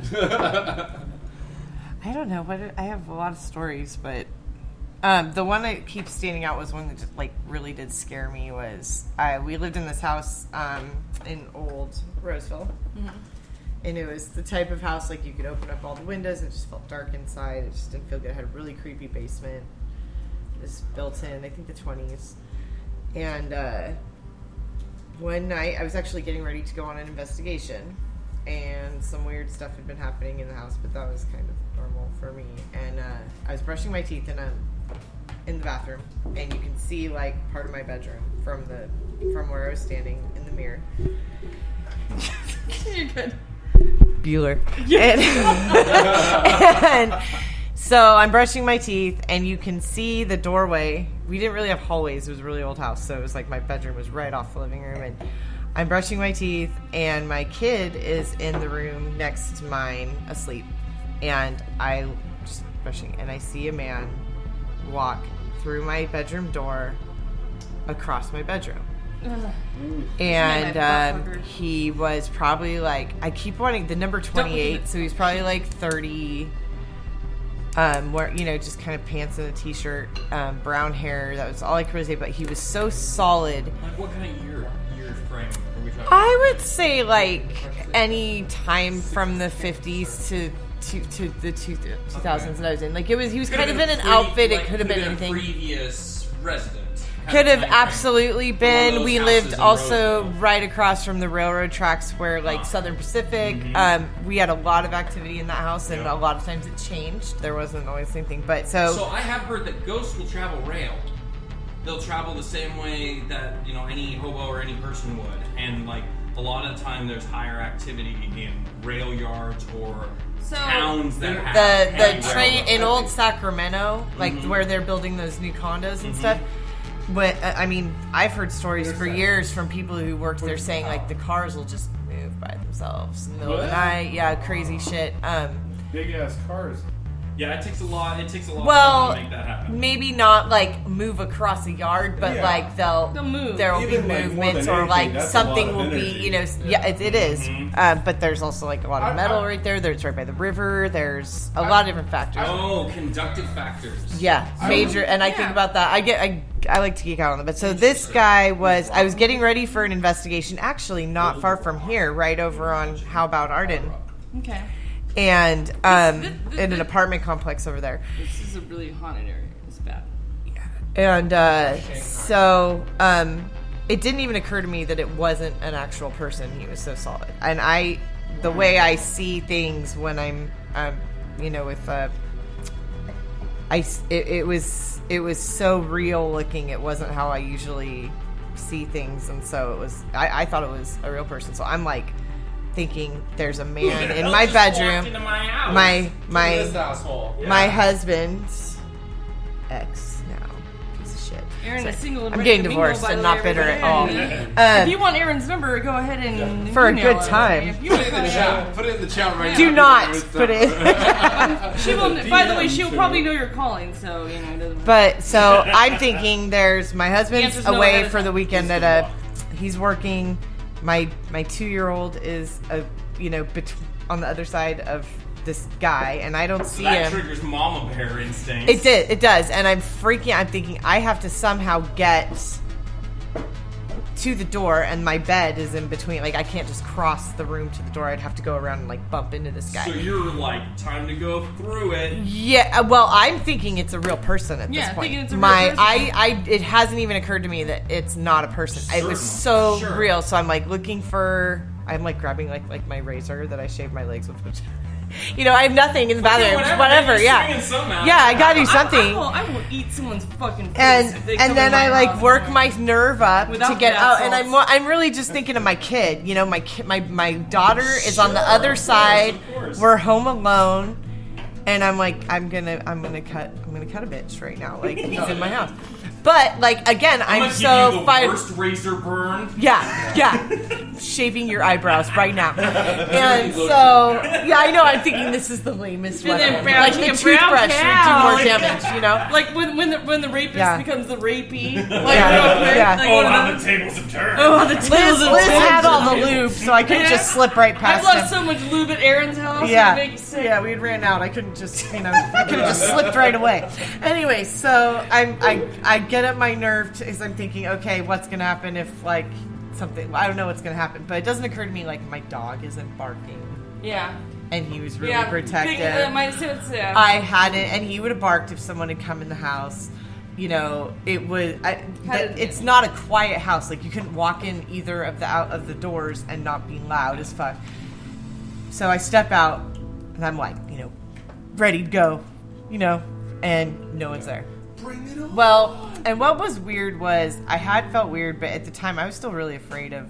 I was afraid of ghosts at the time, like really afraid, and so I would try to tune out things that I knew were around me, and what kind of creeped me out was I went to the investigation that night and I show up and I was the sensitive that night and I was just starting to they're starting to put me in that role and explore that and stuff, and I could not like get myself open. I couldn't read anything. Like I wasn't getting anything. But like the second, it was like so charged from that. But like me today, after all the and it is exhausting. But the experiences after I've had, to today, I would have been like, something's draining me. Something, someone's in my. Energy. Is that because it forces some kind of a connection? Well, usually like that. Like for me, I feel like that heightened kind of. Like I'm not alone. It's almost the same as like locking eyes with someone in the grocery store. It isn't just that you're aware; it's that they're aware as well. A lot sometimes, bi-directional energy transfer. Yeah, some kind of exchange of energy. So then I would say that's some kind of a link. And when you walk around open to that sort of thing, there's an exchange. There's an exchange. Exactly. It is exhausting. Like I would get. At that time, I wasn't really good at protecting my energy. I was just going to ask you that. So is that something that somebody that is sensitive would need to be actively trained? I had to learn how to shut it down. There's ways to open up without allowing something like in you. That's interesting. There's a lot I had to learn, and I had to learn. I was lucky enough to have some really experienced people that were raised in it that. Were kind enough to help me out, that we're still friends, so it was, I got a lot of that. And then just kind of learning, like, why do I have a migraine headache when I come home? Well, because I'm exhausted. Right?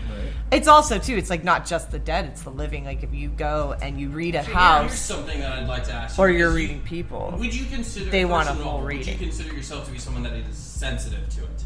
To otherworldly energies, ghosts, whatever, that kind of thing. Do you consider yourself to be sensitive to it? I'm going to answer for she is, absolutely. Okay. I consider it, but there are times in my life, like when I block it out there. But I think it's kind of like... In the same way that athletes have bad days. Yeah. It's an ability, I think, that it's inherently human. I think it is in all of our DNA. Mm-hmm. Some people can see really good and read really good living energy. Mm-hmm. Like really good salesmen usually can read living energy.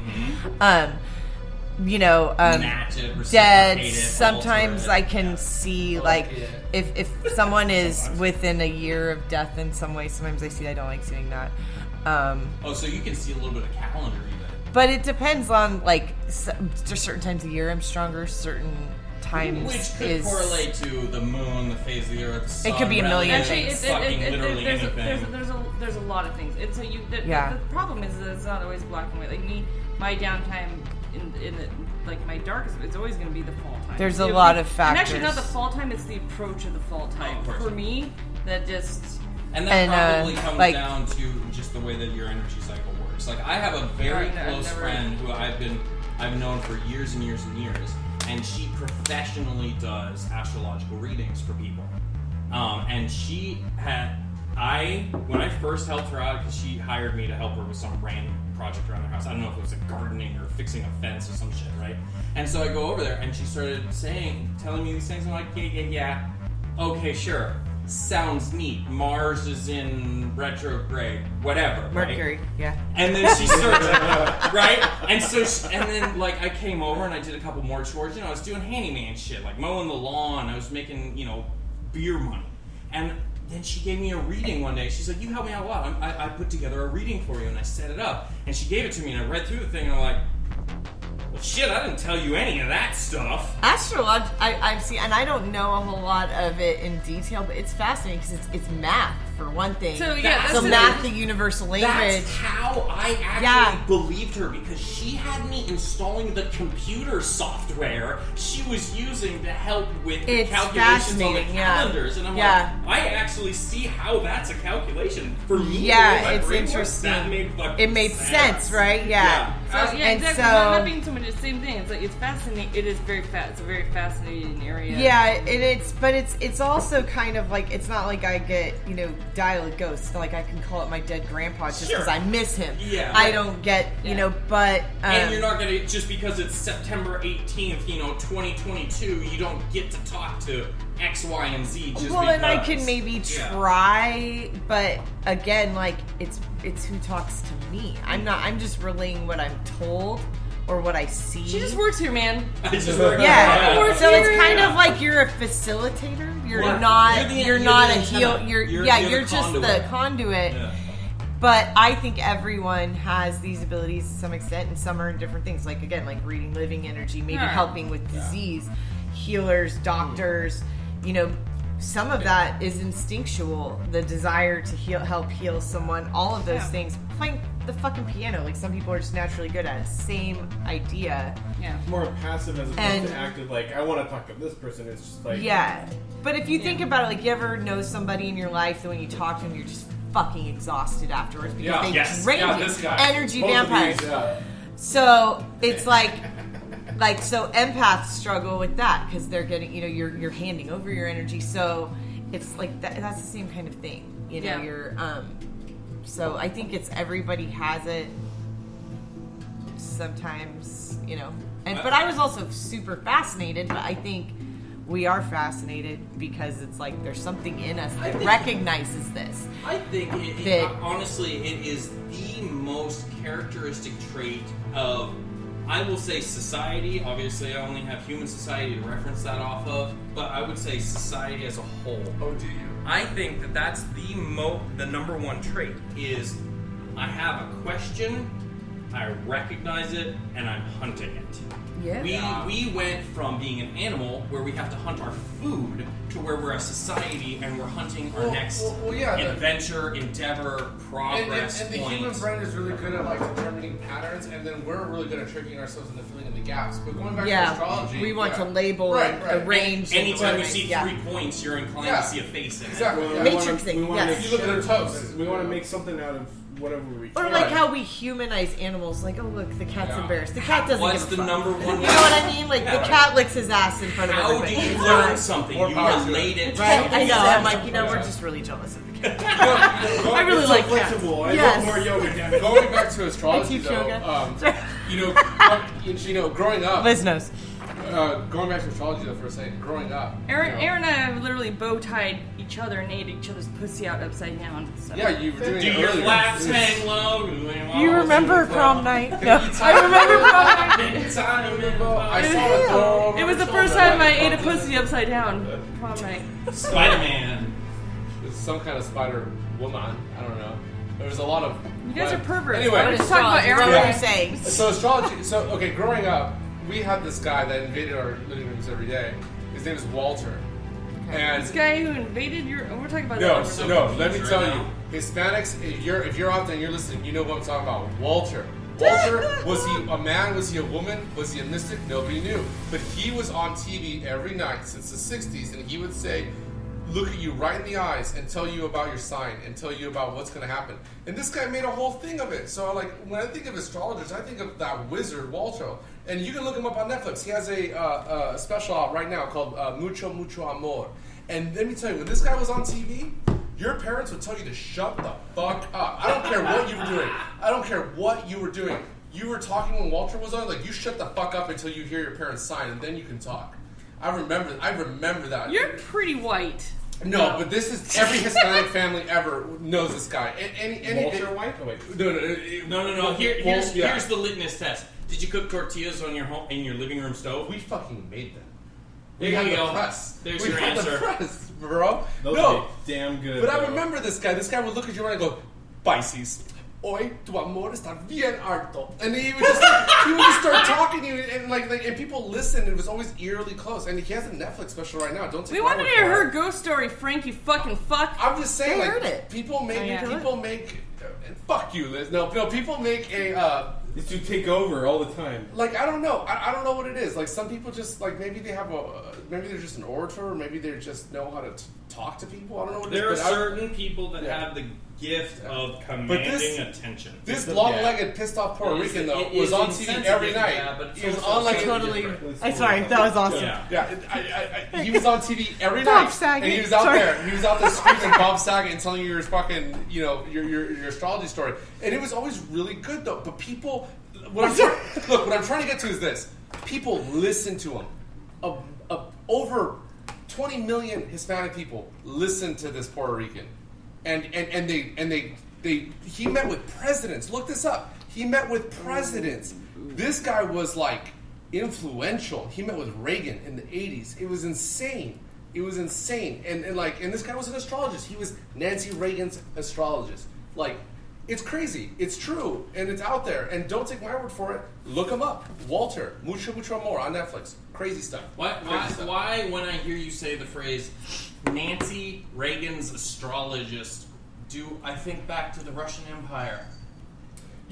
That's a good point. The modern day Rasputin, right? Mm-hmm. The modern day. I mean, that is a good point. And what's his name? The true scientist, the astronomer. God, I feel like such a shit right now because I can't think of his name. Not Bob Saget. It was. I don't think Bob Saget's and not Bob Seger. What was his name? Who?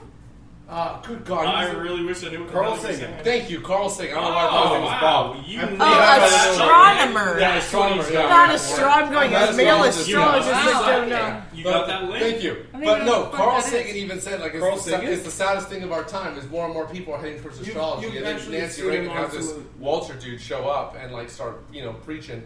It's just crazy. But, like, the amount of influence he wielded in the modern era was insane. And it was all based off astrology. I just wanted to point that out. Like, I think it's crazy. It's absolutely crazy the amount of influence you can hold. I've been a little more into exploring astrology lately, and I never was super into it. It's hard. It's hard interesting to me. I'm not like drawn to it to actually. I don't calculate it myself, but it's not my Bible. It's interesting, but I find it fascinating. I like reading about it, but I don't live by it. Until I had any kind of a personal experience with it, and I will be the first person to say I am still very much a skeptic. I am a skeptic of all things, even the things that I subscribe to in my own beliefs. I'm still a skeptic of because I feel like that's just a healthy way to live your life. Try and do that if you can. That being said, I always thought of astrology as those little...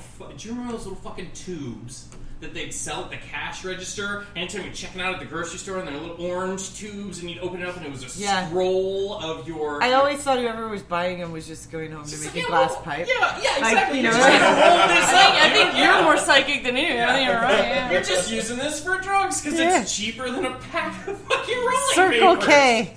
Circle K. Yeah. Yes, exactly. I'm just thinking lotto tickets and an air freshener. I worked at a little tiny grocery store growing up, and we sold those at the cash register. And it's just like there were certain people that would pick that up every month and be like, "Really, bruh?" I saw a Valentine that had like a toothless girl on it in one of those things this year, and it said he went to Circle K. I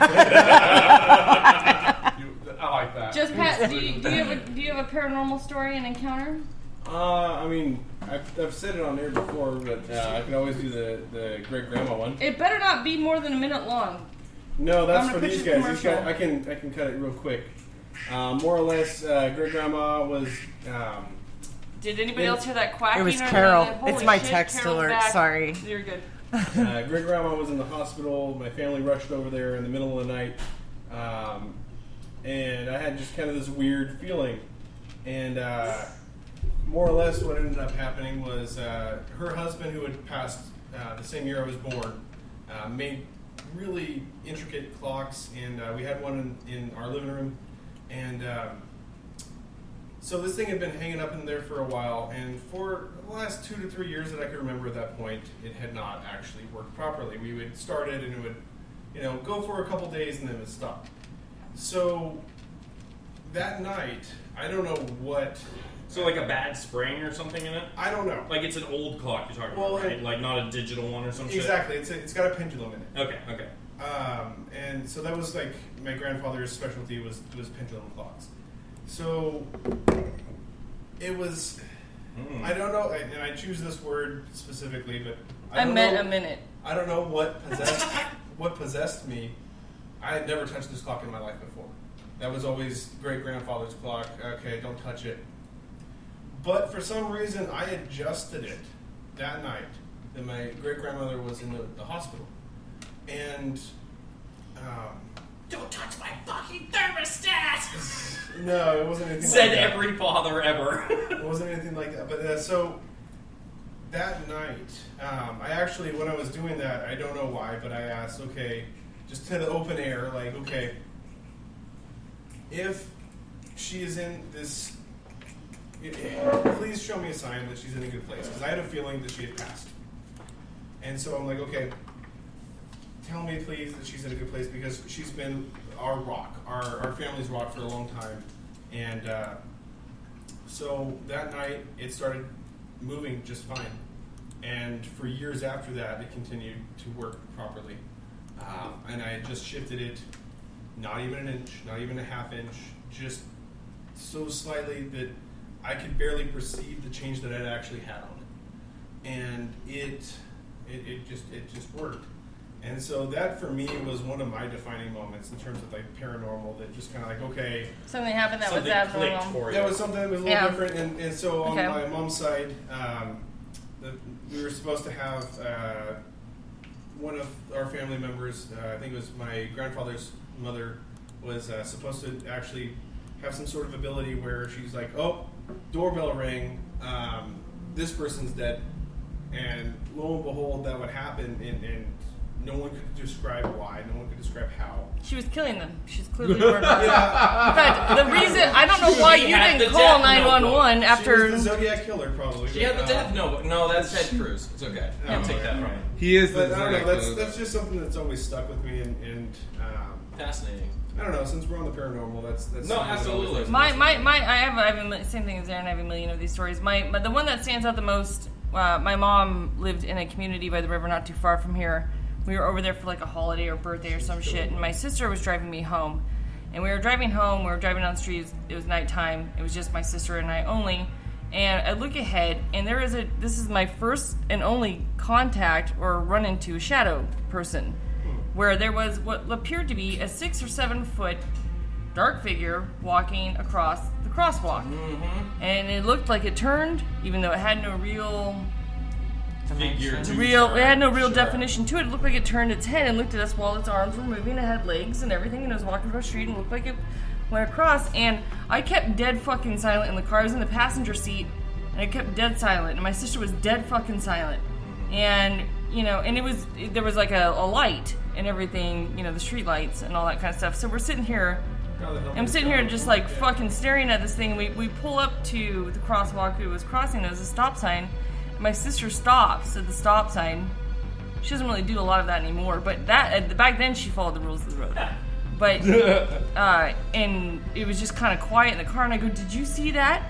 And she goes, "You fucking saw that too?" And I go, "Yeah, I fucking saw. The fuck was that fucking thing?" We were like, everyone just went dead fucking silent, and we're like, and so that was probably that was my first and ever and only run in with a shadow fucking creature. Was that moment where it was absolutely huge. It didn't have any definition, but it was clearly walking in this community by the river and all that kind of stuff. So I think that's a good kind of segue into like the crypto stuff. Like good segue into crypto stuff. In fact, we're gonna go to commercial because of it. But first, before we do that, we're gonna do one more round of questions. I'm a Disney character, aren't I? No. Damn. Oh, Disney wishes but you were a character. yeah, Disney would love it. You would have made Disney so much money. Yeah. Oh, I would have made Disney so much money. Would've. It's another network. Money. Oh, Yeah. so All right, take that one into your next round of questions. All right, fine. Oh, you solved yours. Take it. She's not there. Yeah. You're up next. 'Cause it's Oh, okay. So let me just recap here. Female, American, alive. Somebody said she's a big fat bitch. I think I asked. You probably like her though. I think I asked if she's alive, and you said yes. Twice in. Okay. Not even that long ago. And I asked if she was on television, and you said yes. And she makes headlines recently. She's not active on television, but she makes headlines, definitely. In For fact, political reasons. she got taken off the air because of these things. I don't think she did. She did. She did. Oh, okay. My Roseanne Barr. Oh. No. The left version. Rosie O'Donnell? Yes! Oh boy! Is it really? Yeah! You're still not like... The left version of that. That slammed I like how for that me. brings it home. Yeah. The left version of Roseanne I was like, Barr you got is Rosie part of the O'Donnell. name right. Like, yeah, you Maybe got that's it. what it was, the rose part. We're all like... You all right. were salivating. All right. You're a sweet, I got just it. Pat. All right. Not psychic, but deductive. Am I an educational? Yeah, you're a regular fucking Sherlock asshole. Am I on an educational show for children? Yep. You Yeah. absolutely are. Am I Elmo? Nope. No. No. It's right up your alley. Same street. Yeah, same block. Same neighborhood. Same hood. I mean, a lot Like changes Big in Bird. New York. Yes! Yes, boy. you're Big Bird. There you go. Boy. You I got think it. I'm just retarded. I don't. You and I are clearly retarded. Yeah. I don't even know. I have no idea who I am. You totally do. You do. Am I myself? And it's not the ones that you guys think of. It's a different one than you guys are thinking of from the internet. It's not because those are the hints we're giving her. Am I on TV? Nope. No. No. Will not be on TV. 100% no. No, that would be private TV if it was Screen. TV. You'd pay extra for that channel if it was that. A lot of I mean, extra I would- because I mean, I nobody's going to air that. I mean, I wouldn't pay, but you know, people would. People would. Somebody would. I don't know who I am. Do I have brown hair? I don't know. Doesn't matter. What do you mean it doesn't fucking matter? I mean, it doesn't matter. Do I have a big, hairy fucking vagina? Probably. Yeah, I always guess. I so. doubt you've seen it recently. What do you mean recently? Yeah. Not recently. Yeah. Not in your. Not what you're doing. I don't watch a lot of TV. I do watch a lot of porn. Warmer. For educational purposes. Yeah, warmer. Research purposes. Am I just Pat's mom? Close. That'd be hilarious. Nope. Definitely not that. Alright, fuck it. We're gonna go to commercial break. I don't know who I am still, and we'll see you guys in just a quick second.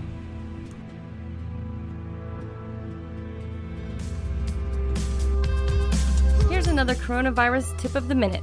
If you run out of toilet paper, just use your tongue. This has been another coronavirus tip brought to you by Liz WTF.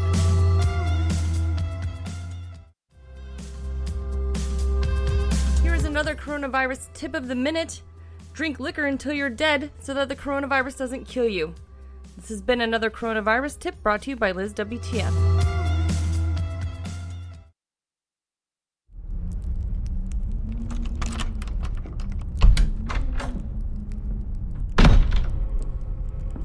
Alright guys, we're here finally. Finally Our made it. first hotel. Forever. It's beautiful. It's nice. It's really nice. So we're gonna go and we're gonna check in, and we'll get upstairs and get settled and see what we can find. So, oh fuck, this bitch is wearing a mask. Oh, again. This again. It's alright. You know what, guys? I'll handle it. Hold on one second.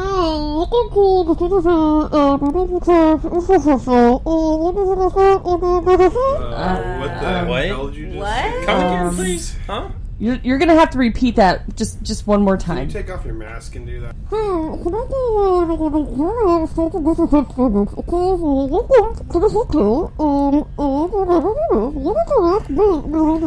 Oh, I get what she's saying. Okay, she wants the. Okay, all right. It's for the Liz and WTF podcast crew. We're on the haunted hotel tour, so we would like to check in.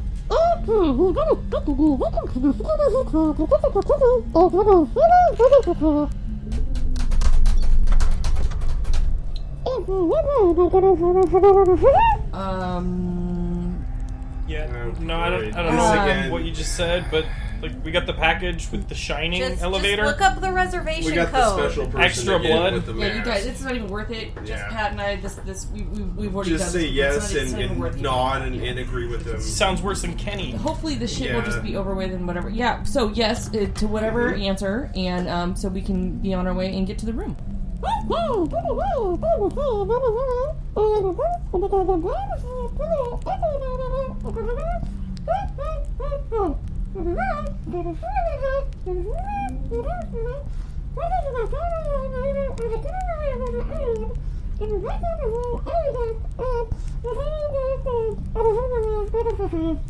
Yeah, bye. Thank you. I think she said the Thanks for pool's nothing. under renovation. Oh, fuck it. We'll just walk around the hotel until we find I our hope they place. have an ice machine. Do we even know what room we're in? Yeah, so it's here. It's like 14. So Scribble scratch right there. Okay. Anyway, so Is that 1408? yeah, let's go down the hall and let's get in the elevator. Well, fuck it, we'll just take the stairs. Okay. It's safer that way anyway. I hate elevators. Yeah. Okay, so this is ridiculous. I mean, this COVID-19 stuff has gotten way out of control. Everybody's got these masks on. I can't understand them at all. You should have seen it the one time we went to the restaurant. We got kicked out of the restaurant because we couldn't understand what they were saying. It was It absolutely... sounded like a SoundCloud rapper. Like you couldn't understand a single damn word. Okay, down the hall, to the right side. Okay, perfect. All right, cool. Here's a room. Oh, Sorry, we're in. Hey! Nice. Nice. The It was keyword, fun. right? Yep. Yep, keyword. Okay, we're in. All right, I get top bunk. That's all I know. Oh, this is pretty sweet here. Yeah, this is nice. This is nice. It's a little creepy though.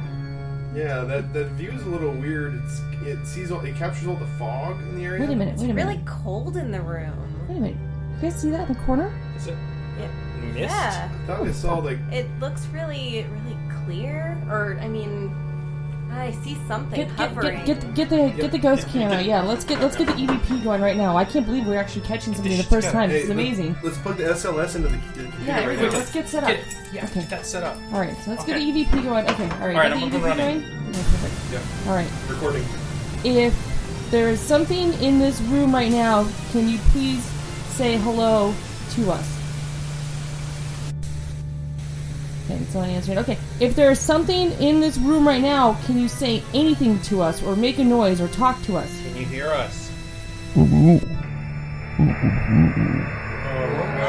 Was it the pipes gurgling? What was that? Can you speak up, I had it please? make a noise, but I don't.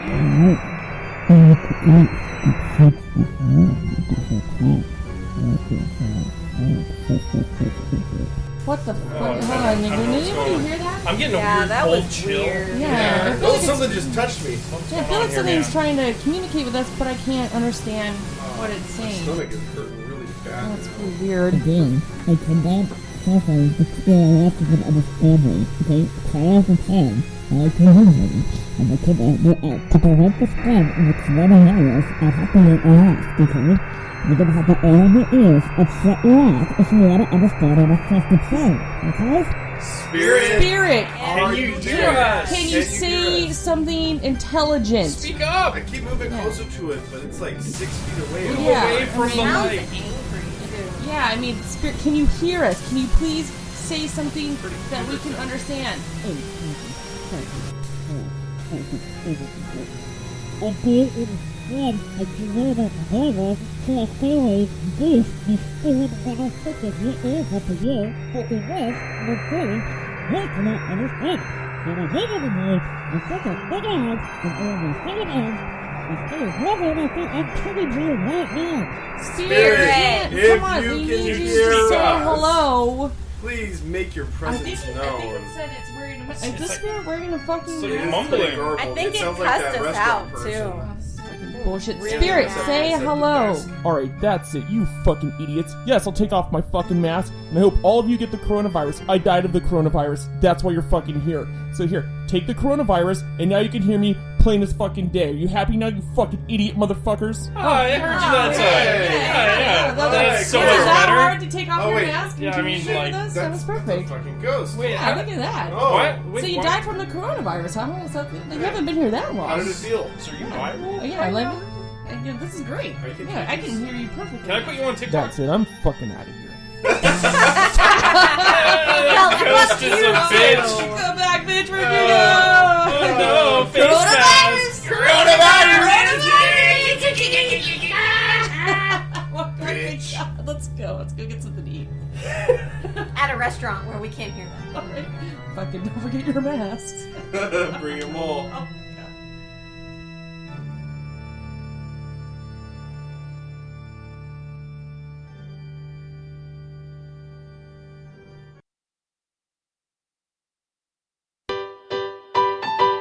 Here is another Liz and WTF coronavirus tip of the day. If your children are driving you crazy while you're in quarantine, just get high, and it'll be over before you know it.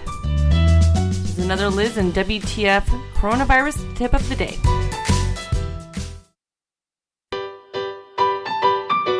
Here's another Liz and WTF podcast coronavirus tip of the day. If your husband refuses to sleep with you during a quarantine, try not being so fuck ugly. It's been another Liz and WTF podcast coronavirus tip of the day.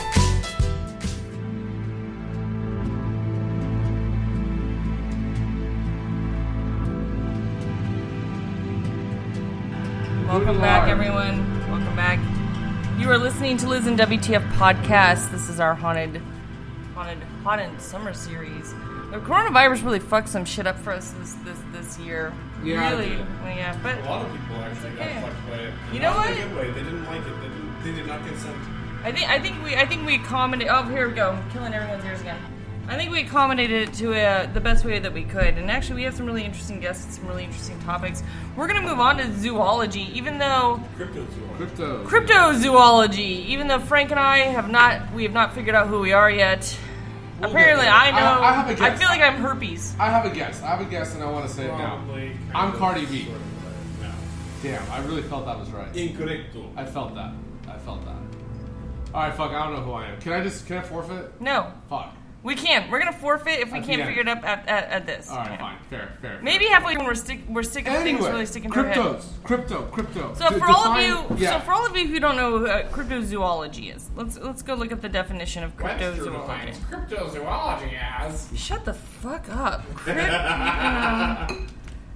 Jesus Christ. Let's have a lot of nerdy. First of all, you know what, Frank, come over here. I'm gonna have you read the weather real quick. We're gonna read the weather. We're gonna have Frank try out reading the weather really quick. In German. Oh, wait. Not this time. So this is the weather you are going to read. That was entertaining though. All right, so we're gonna have you go ahead and test this out. I had to read the weather earlier today, so here we go. I'll read it just the same. Weather forecast in Baghdad, going to be sunny for the next 10 days with a high of between 111 and 113 degrees and a low of 80 to 84 degrees. Air quality report. Health effects will be immediately felt by the sensitive groups and should avoid outdoor activity. Healthy individuals are likely to experience difficulty breathing and throat irritation. Consider staying indoors and rescheduling outdoor activities. That's the weather coming from Baghdad. I'm really upset. I'm sorry that Just Pat interrupted every moment you had to talk. But that was a weather report from Baghdad. So Baghdad, it's going to be, you might as well be in hell. It was pretty bad. Yeah, there is no cooling down if you're in Baghdad. There is no chill in Baghdad. Did you want to test out your weather reading? Can I do that? Okay. That'd be fun. Okay, we're going to have you do one too. All right. So everyone, this is your weather forecast for the next, so not everyone, but only some of you. So here you go. You're going to read the blue. Weather forecast in Moscow, Russia, over the next week will be a high in the lower to mid 70s with a low in the 50s at night. Air quality report. The air quality is generally acceptable for most individuals. However, sensitive groups may experience mild to moderate symptoms from long-term exposure. This is knockoff Christopher Walken talking about Moscow weather. Get the fuck out of here. You're done. You're absolutely done. He held that weather report up his ass. No! He did. I put googly eyes on all my plants. He did. All right, everyone. So we're going to get into cryptozoology. Wait. Just Jack. Do you want to do your weather report? Do a weather report. Yeah, we're trying to see who's the best weather person here. I'm gonna have you read. You're gonna read green for me. All right. Green. Goodness gracious. All right, all you folks out there in Newsland, we've got our weather forecast for Damascus, Iran over the next week. Will be a high in the mid to upper 90s with a low in the 60s at night. Air quality report. Health effects can be immediately felt by sensitive groups. Health individuals may experience difficulty breathing and even throat irritations with prolonged exposure. Limit outdoor activity, and if you can, wear a mask out there, folks. Seek shelter because there's people blowing you up. That's the weather report Shelter in Damascus, Iran. Sound like Actually, shelter out of place. Everybody move from fucking Iran. Shelter out of place. Yeah, please fucking run. Run. Shelter Out the fuck of your country, run. Speaking of running, man, talk about Beirut, man. Oof. Boom. Boom goes the dynamite, or the, Boom. That blows my mind, considering I know someone from Lebanon, and I almost feel like I also willed that one into existence. so anyway, we get back to normal. Dynamite. Damascus is in Syria. All right. Okay, cryptozoology. The search for and study of animals whose existence or survival is disputed or unsubstantiated, such as the Loch Ness Monster and the Yeti. So, hold on, and this is the definition that Google gives you. However, I feel like there have been plenty of recordings now of potential Yetis, so I feel like they need to remove that from books. What do you feel about Yetis, Erin? I don't know. I don't know either. I hope they're real. I do too. I really do. I think Yetis and Bigfoot, like, you look at the people who look for Yeti and Bigfoot, and it's always like they're lonely incels just out there camping in the woods. Hold on. Like, Hold the fucking phone. First of all, I'll be the first to admit, cryptozoology is a legitimate field. They find animals all the time that we thought were extinct or didn't exist. But anytime you look at, like, the Bigfoot people, it's like, yeah, we've been out here in this trailer for like 15 years. Looking out there, and they're just alone. They have no women around. You never find Bigfoot women. You never find Bigfoot women. Actually, not necessarily true. Hold on. Cryptozoology, you're right. Because if you go on cryptozoology websites, they bring up aliens, but also extinct creatures that they thought that were extinct animals, like certain like gorillas or leopards or something like that. But the Bigfoot people, getting back to that, and that's why I was like, well, there's been an increase in paranormal cases, sightings, especially in 2020, where people have submitted like their like home recordings and things like that. Some of them you're like, this is bullshit. They air them on TV, and you're like, and then they get these experts on, and you're like fuck you for like catering to this. However, some of them come in, and the video footage is actually compelling to a certain extent. And you're like, well, damn, Susan, right behind you, you may have actually like caught something. And you're like, that's actually kind of fucking wild. And a lot of them come down to Bigfoot sightings, Yeti sightings, potentially, or marks that Yetis, Bigfoots, and Loch Ness Monster, things like that, even if they aren't the actual myth themselves, things like that may actually something exist. Similar enough to where it actually kind of. They had some guy doing a fire safety drill out there in Kansas, and he's showing people how to safely burn leaves in areas. So they got different reasons to do that. And while that was going on, they caught. While the fire was burning, because apparently Bigfoot is Smokey the Bear. Yeah, he tries to keep his own habitat safe. Well, no, he goes running because the smoke is a way you can smoke out Bigfoots. Just like you can with humans. All right, took that the exact opposite way. They actually caught one, what they think is one, I should say, running while he lights a fire around, and he's a fireman. It's a home video type thing. And he's on YouTube, and he's trying to show someone how to do a safe fire. It was cottonwood that was on the ground that they were burning away. Yeah. And so he's not burning the forest down behind him. He's doing that, but sure. And so he's doing an educational thing, and you see something, boom, and it's hairy, it's large, it's whatever. And Bigfoots have been known to actually reside in that area. All words that have been used to describe me. Well, it goes bolting out of there and goes hauling ass out of the middle of it, and takes off. And so. There is what I would consider, and being someone who's skeptical, I don't believe any. You have to really show me some shit for me to fucking believe what you're saying. But this is one of those things where I've actually seen a number of very compelling footage to show that Bigfoot might actually, or that Bigfoot might actually exist. That would be cool. Honestly. Not Bigfoot himself, but like the species in general. I think really Bigfoot is just a pang in our memory from hanging out with like Australopithecus or some shit. Like I don't think he exists now, but I think he did exist at one point.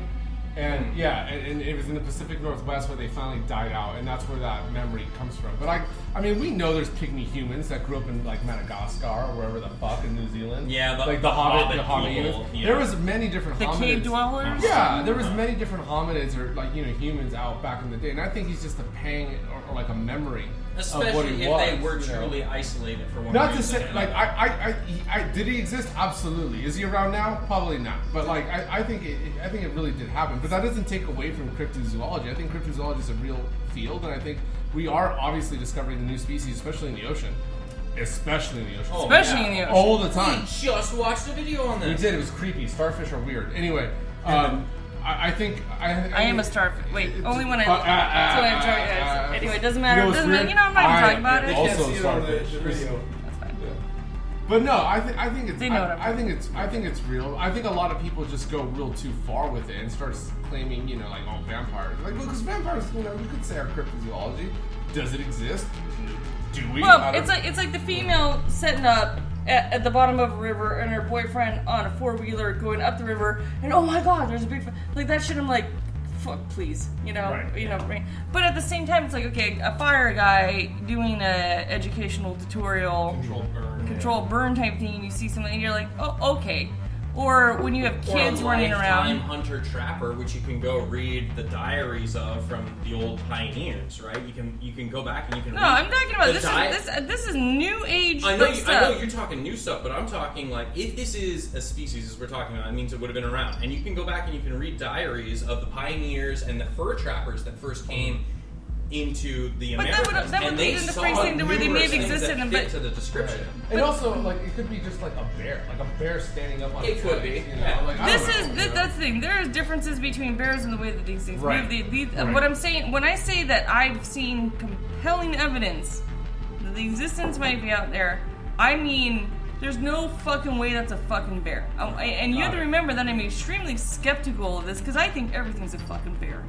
You literally cannot convince me that the blur is not, or a human faking it or something like that. So when I say I've seen very compelling evidence that these things might exist, I mean, blow your fucking mind.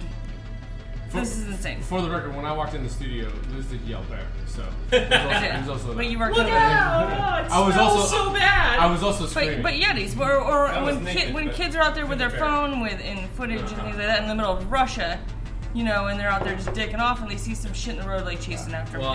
India or anything. And there's a lot of truth to that. Consequences. Yeah. And there's a lot of truth where to they don't that. have the means to actually set something, like they don't have the money to actually set up a fucking costume shop. But, sure. Right. It gets a little more But compelling. to give you the benefit of the doubt, there's like people in Russia that, like in the Siberia, that haven't even heard of World War II. They're just so remote. So like, who are we to say?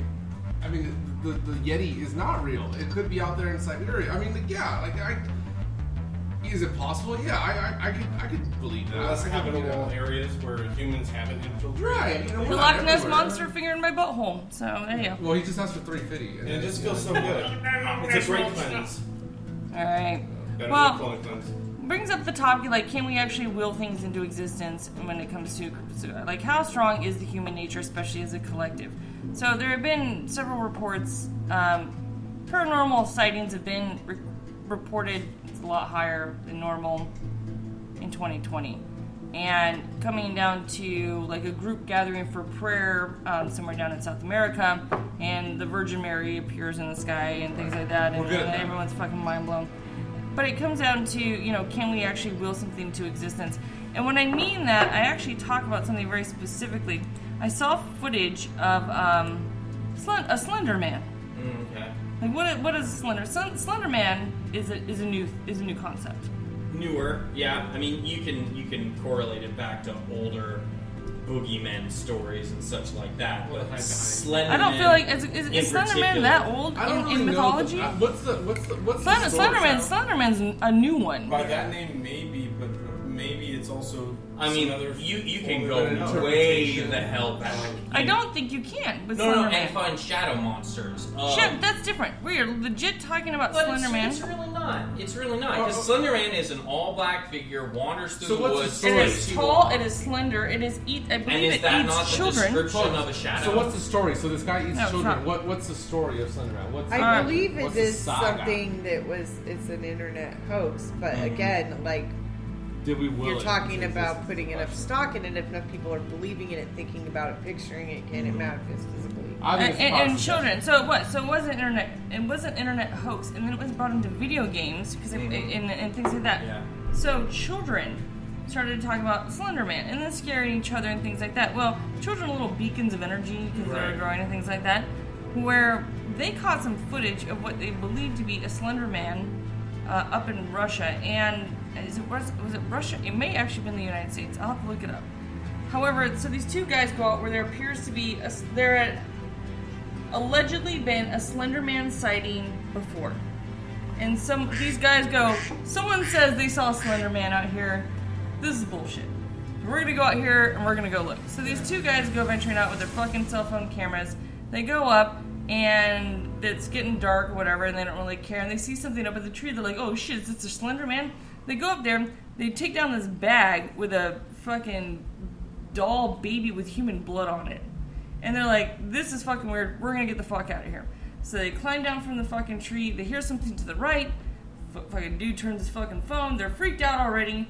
Tunes his phone, and you see what appears to be a tree-size, very stick-like figure walking towards them. And they fucking take off. So this is what I'm talking about when I mean compelling footage. Compelling footage means these guys thought they were going out there, they thought they were calling bullshit. You know, they were clearly fucking scared. Clearly fucking scared. They weren't even scared at this. They were scared of the fucking thing in the tree. They were so scared of the thing in the tree, I think that they didn't know what they were going to encounter next, whether it was Slenderman or something else. All they know is that they're like, "This is messed up, we're out of here." And they go to get up and they get out and they see something, flips his phone around, things scare, and they fucking take off as fast as they fucking can. It sounds to me like they're looking at like a Wendigo for what they're describing. A Wendigo. A Wendigo, yeah. Like, I mean, it could just be the Wendigo. of something that the Wendigo story that's out in Ohio, parts of Ohio or something There's like that. varying ideas, but it's like more like Minnesota. But out in those parts. So the Wendigo is a fucked up fucking idea. And then there's also government conspiracies surrounding the Wendigo, correct? I've heard a few different legends of it where, you know, it's like the hunter or whatever, you know, eats human flesh, just the daughter party kind of situation, but like a single person, and then and there's a lot of cultures that believe like anything you eat, you're taking in. Yeah. The energy of that. Yeah. But then there's other theories that it like there's a native tribe somewhere that believes it comes out of water. There's actually a Wendigo lake. Yeah, type of thing. Utah has the Skinwalker Ranch. Yeah. So Well, they have all where kinds of paranormal activity. They have tons of stuff though, but Skinwalker is a Navajo. You know, is old. And I've heard it's like I keep trying to find like a solid definition of it. I got super fascinated by it, but it's actually hard to find. You hear it's like a Navajo witch that's now a spirit and this and that, but then you have, I don't know, shapeshifter type thing. So shapeshifters. Like a dark magic type of idea, like some, you know, dark practitioner when alive and human. I don't know. Yeah, but it's not my culture, so I don't know. They have tied Wendigo down to the occult, so they think they have. There's some trains of thought where Wendigo is actually summoned by people of a tribe that practices in more the dark side of things. So that's where the Wendigo, in some cultures, that's their interpretation of it. There's a couple, there's many different ways that the Wendigo is actually described. The only real common thread I've heard in it is that they seem very hungry. They're usually really tall. I've heard like them described as kind of just like ravenous is the term. Ravenous, yeah. Ravenous, They're. I mean, playing like kind of devil's advocate here. I think also it could be contributed to like again like these stories of like a pain coming from like if you don't follow the way, like if you don't like the rules of the tribe, if you're not hunting, if you're not farming, if you're not preparing, you will become the Wendigo. The you will, scary thing to keep you in line. You will be so ravenous that you'll just consume the tribe members. Yeah. Basically the Orels. Bad children that don't finish their dinner turn into Wendigo. Exactly. You're going to be so ravenous, you're going to go and attack the tribe and be an outcast and be like... I mean, again, it goes more to that folklore-ish, like, what's the real lesson behind the beast? But, like, at the same time, it's like, so what was it? Like, did the chicken come before the egg? Like, what was this like a symptom of mental illness that people were seeing, and then projected these traits onto like a being, or was it like an actual? Was it an actual thing? Was it a pang from like some old hominid that we saw? That was because monkeys and apes eat each other. That's very well known. So like when you hear these like kind of stories of where they're cannibalistic. It's pretty. I mean, it gets a little kinky. Like like you hear these cannibalistic stories, and it's like, man, maybe kinky if you're an avore, but like, it. I mean, I don't know. I feel like it could kind of lead down that path too, and it's just. Well, the Wendigo, from what I understand, has the reason why they feed it, the reason why they do sacrifices to it, is to stop it from literally destroying land and destroying areas, which once again like a blight on the tying it to the occult. The only rumors, of course, naturally, but. Am I Hitler? No. Does Disney want Hitler? No. No. Damn. You wear brown. You wore brown though. No, you are brown. Oh, I'm brown. Disney wanted her. Damn. Anyway. Just saying.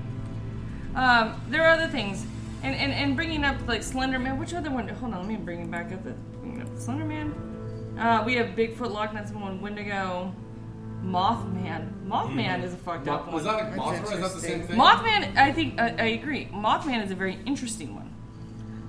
Ever watched Mothman Prophecies? But there's other. I mean, that's the area with those Point. There's like an owl man. Point Pleasant. Also, there's different variations of the Mothman. Yeah. There's the one that's benign and just kind of there, and then there's the one that like attacks people. Or there's kind of this duality to it, Yeah. Maybe he's an elemental. And I did see some footage, another compelling footage, once again, this is not, I guess, maybe something's weird, compelling footage of the existence of either, like, I think it was Mothman, or someone actually think that they caught it on accident. They weren't looking for it. And I hate to be this person, because, I go running around, I go run amok and things like that too, don't get me wrong. But, I hate to be this person, but if you're going around running, looking for something and you think you found something, it's self-fulfilling. The intent is then questionable. Yeah. When you're out there accidentally catching stuff, I love it. That's my favorite. Sure. My favorite is when it accidentally happens. So. And that was something you had brought up before, was the intent of things. I think that was before we started recording even. I do feel like things are more valid if the person wasn't out there hunting. For it, I it, guess. Yeah. It has a little more of a genuine. There's a little more of like, that. Because like if you're looking for something, chances are you're gonna find it within something. If I go out there looking for goblins and I happen to see a raccoon scurry away real quick, I might put that together. Yeah. Right. Well, and there's something to be said about the energy that you put into something might be what you get out of it as well. Right. So even though that kind of that's a both side argument there. If you're really looking for something, are you truly willing it in? It's hard. Or are you just convincing yourself? Or are you interpreting the data to be? Well, yeah. You can interpret that as willing too. Like you're like, no, this. Also, you guys have stickers on your head. Still, you need a guess. Yeah, I don't know. I'm really fucked. So you are short. Give me a hint. You're a meme. Fuck you. No, yeah, that's true. Yeah. Okay. I don't pay attention that much. I'm short and brown. I'm Dora the Explorer. Yep. Short and brown. Yep. They're Dora the Explorer. You are in your server. Am I in what? You're in your server. Me? Am I myself? No. What are the other things that you've heard about this person? Am I bathtub girl? Yes. Wow, well done. Yep. We didn't incorporate bathtub girl in this fucking. Happy birthday, bathtub girl. Might not be your birthday. All right, so fuck. I should have known that. All right. I will say with cryptozoology, like going like way left with it, like people that say they see dinosaurs in the modern era and shit like that, like that's kind of crazy. I think it's kind of neat when people see like the Thunderbird. There was some cool video of, I think it was like a pterosaur of some sort. Okay. And it was on one of those kind shows. of flying reptile. Yeah, it was kind of like, whoa, that's not a bird. It had like the distinctive like ridges and stuff or whatever. I think it'd be kind of neat, especially going in these next 100 years. We're going to be really going into like Antarctica. And I don't mean to get all Mountains of Madness Lovecraftian, but I think it's going to be really neat to see what kind of biomes and animals live out there that we didn't even think about. Out there, Well, even at this point, they're finding things that are living at depths that there's very low light, and they're finding life. I think we said that earlier. The ocean's definitely the next, like when you want to talk about crypto, we're talking about Bigfoot and stuff like that, but like the sea monsters, right? And like out there. like here's a real one: the giant squid. It was always in like. I'm not even worried about squid. Have you ever seen that fucking giant roly-poly that lives down there? The Antarctic one, that crazy golden weird roly-poly. That thing's that thing's straight out of beats the face off a fucking shark. Yeah, that thing's fucking scary. Like, no, for sure. I think we're so concerned about Bigfoot. We're not paying attention to the roly-poly. I'm not even worried about that. Did anybody hear what was the biggest headline this year? Corona. Clearly, aliens. For cryptozoology, dickface. Aliens, 100%. Fucking aliens. Yeah. U.S. government and nobody paid attention to fucking aliens. No one gives a fuck. Yeah. And last year we tried to go and rush Area 51. Right, and now suddenly they say, yeah, you're right. There was a kid that took a recording, it wasn't this year, it was last year, or the year before, that claimed to be a time traveler, and everyone's giving him shit for it. Yeah, and he predicted the election, he predicted a couple things, and blah, blah, blah, blah, blah. However, there was one thing that he did predict, and one of the things that he predicted was that aliens would live among us, it was going to be announced, and that we were going to have to try to conform with aliens because aliens didn't want to hide anymore, and that aliens actually live among us, and they are shapeshifters, and so forth and so forth. We better build that. What's even southern more wall interesting? To keep the aliens what's out. even more interesting is that on an EVP yesterday, and I have to clean up the footage even more. I caught a voice saying that sparkling lights, or what potentially I think he's saying come out as orbs, are actually alien. Shape-shifting aliens. Like come up in orbs in your photos? Come up in orbs in photos. So, and this is the first time I've ever, my whole fucking life caught on an EVP footage aliens being mentioned. Maybe they're astronauts. So I will send you probably the raw. I will send you the raw EVP. Yeah. And then I'll have you look at it. So you don't have to take my word for it. You can do whatever you want with the fucking raw footage. But the raw footage, pretty distinctively, they were talking about an alien coming in. They go, hey, that light, that thing like that, alien. Aliens for me, like, okay, first of all Hispanic people are afraid of aliens. We are. Also, spirits tend to lie all the time, so I would be very comical. Anyway, it doesn't matter. I'm just saying that it came over. No, all Hispanic people are afraid of aliens. Like, when I saw the movie Signs as a kid, it was the most horrifying thing in the world, and my whole family just turned on all the lights at night that night when we saw that movie. But anyway, no, aliens are a funny topic because it's like, obviously there are aliens out there. There's so many planets and stars and whatnot, but is it smart? Is there civilization? There's the question. And like, I'm pretty biased on this. I really want to believe Bob Lazar. I really want to believe him. I want to think he was there at Area 51. And has anybody read any of the government release of Area 51 aliens or any of that? No. And they're not fully releasing everything. We gotta get them in. But the technology, there's something to be said. The papers that you can download are heavily redacted, obviously. I saw the article in the New York Times, and like again, Bob Lazar. Like I listened to his book, and like it was entertaining. But like I'm biased. I want it to. I just think it make things more interesting. Like I really want that to be real. So I think considering everything, so you look at the footage, you look at the people who have claimed to be abducted by aliens over the years. You look at the footage that people that have claimed, and then you look at the exponential growth in technology in a short period of time. I know because humans, we don't live that long, but in the grand scheme of things, we've exponentially developed technology. Right. And AI is becoming a thing, and you wonder if there's a matter of influence in that. This is not a new idea. Mm-hmm. I'm clearly regurgitating, everything that I've Some pretty people much say it's the collective. Illuminati, some people say it's the mole men, the lizard men, some people say it's aliens, some people, But you know, one has to actually wonder, and you know, it brings into like multi-dimension, pan-dimensional things as well, and then you know, tying everything kind of together.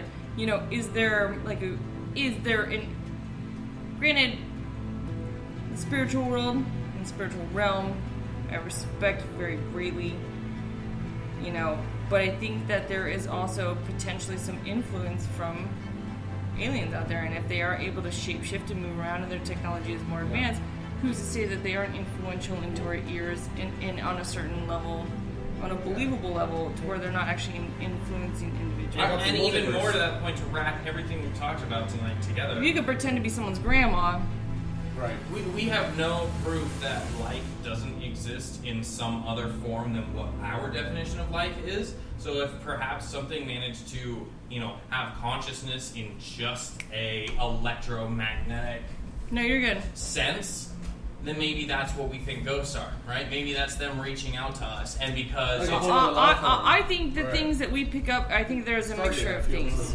Yes. I think there's an absolute... In Contact was the same thing. Oh, we chose this form because it's most appealing to you. You know, I can sit there and I can think that I really think that every entity that we've studied upon, you know, is very real. Mm-hmm. Yeah, I think it is very real, and I could say that I believe that everything is very real. I think the only thing that we are short-sighted about is probably alien influence that pretend to actually be part of that realm as well, or maybe incorporate into that realm as well. I think so, and especially like if you take, like, I mean, even if you take it with a grain of salt, if even 15% of, like, you know, again, the book is Dreamland by Bob Lazar. It's his autobiography. If anyone wants to find it.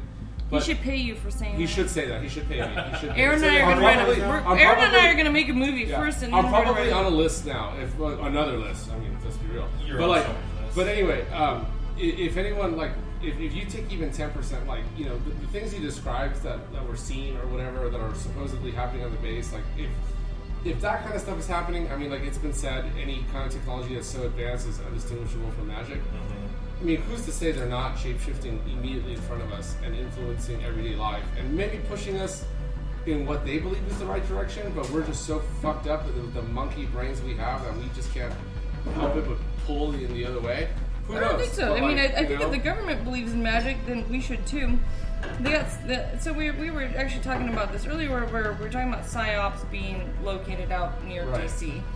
And things like that, where they claim to have ended programs when it came to psychic and the paranormal and using people that had abilities, and Clinton allegedly ended that program, but I don't think they actually did. I think they said that. Allegedly.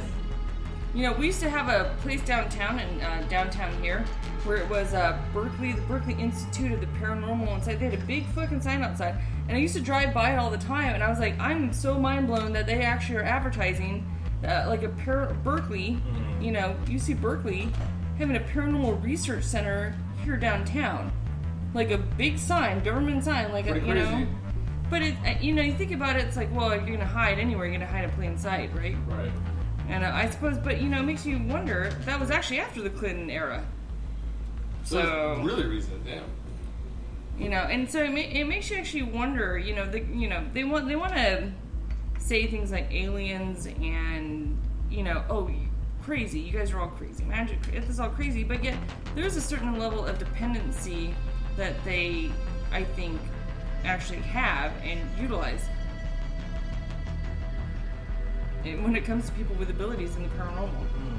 I think it's actually a foundation. I think it's actually redirected, you know, course for the country in some cases. Someone's probably going to kill me. It's the CIA, which is better. All right. We all disappear like in the next week, and you guys know why. Yeah. All right. We're going to move on to paranormal, and we're going to move on to these cards real quick. Are you going to take off? Or you want to stay here for this? Soon. Yeah, I'm going to take off. I'm tired. Okay, you can take off. We're going to go to a quick commercial break while we say goodbye to the most amazing sexual beast I've ever had the chance of sleeping with for years now. We'll see you guys soon. We'll see you guys soon. Dora the Explorer. You can listen to this last commercial. Tonight on this week's episode of Liz and WTF Ghost Chasers, we explore a new way of ghost hunting that nobody has ever dared try before. We have the greatest, most up-to-date technology available in the world, and there is no better or more qualified ghost hunting team than the one performing this investigation tonight. Listen in with us as we perform the first seance and successfully make contact with the previously dead and now somehow reincarnated into a middle-aged psychotic female living down in Florida, the spirit of the infamous Bill Wagner.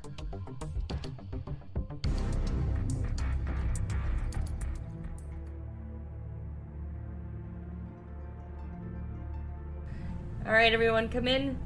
Sit down, have a seat. Thank you. Sit the fuck down. Thank you. Welcome. All right, so tonight we're here because we're going to get in contact with the spirit, or the alleged spirit, of Bill Wagner, who has been seen parading around down in Florida as a middle-aged lunatic female. I don't want to be here. So we're here to debunk that and see what's going on and see if we can in fact reach Bill Wagner. Fine. So everyone, please gather around. I don't want to. It's a hold quarantine. Hands. You too, Carol. No. Thank you. How the fuck are you still alive, Carol? You're so unholy. I hate you. It's really weird. I hate you. Well, you're unholy as well. All right, so put your hands together, and we are going to go ahead and begin this seance. I hope you die from this. Bill Wagner. Bill Wagner. Can you hear us? Can you hear us, Bill Wagner? If you can hear us, we are trying to reach you.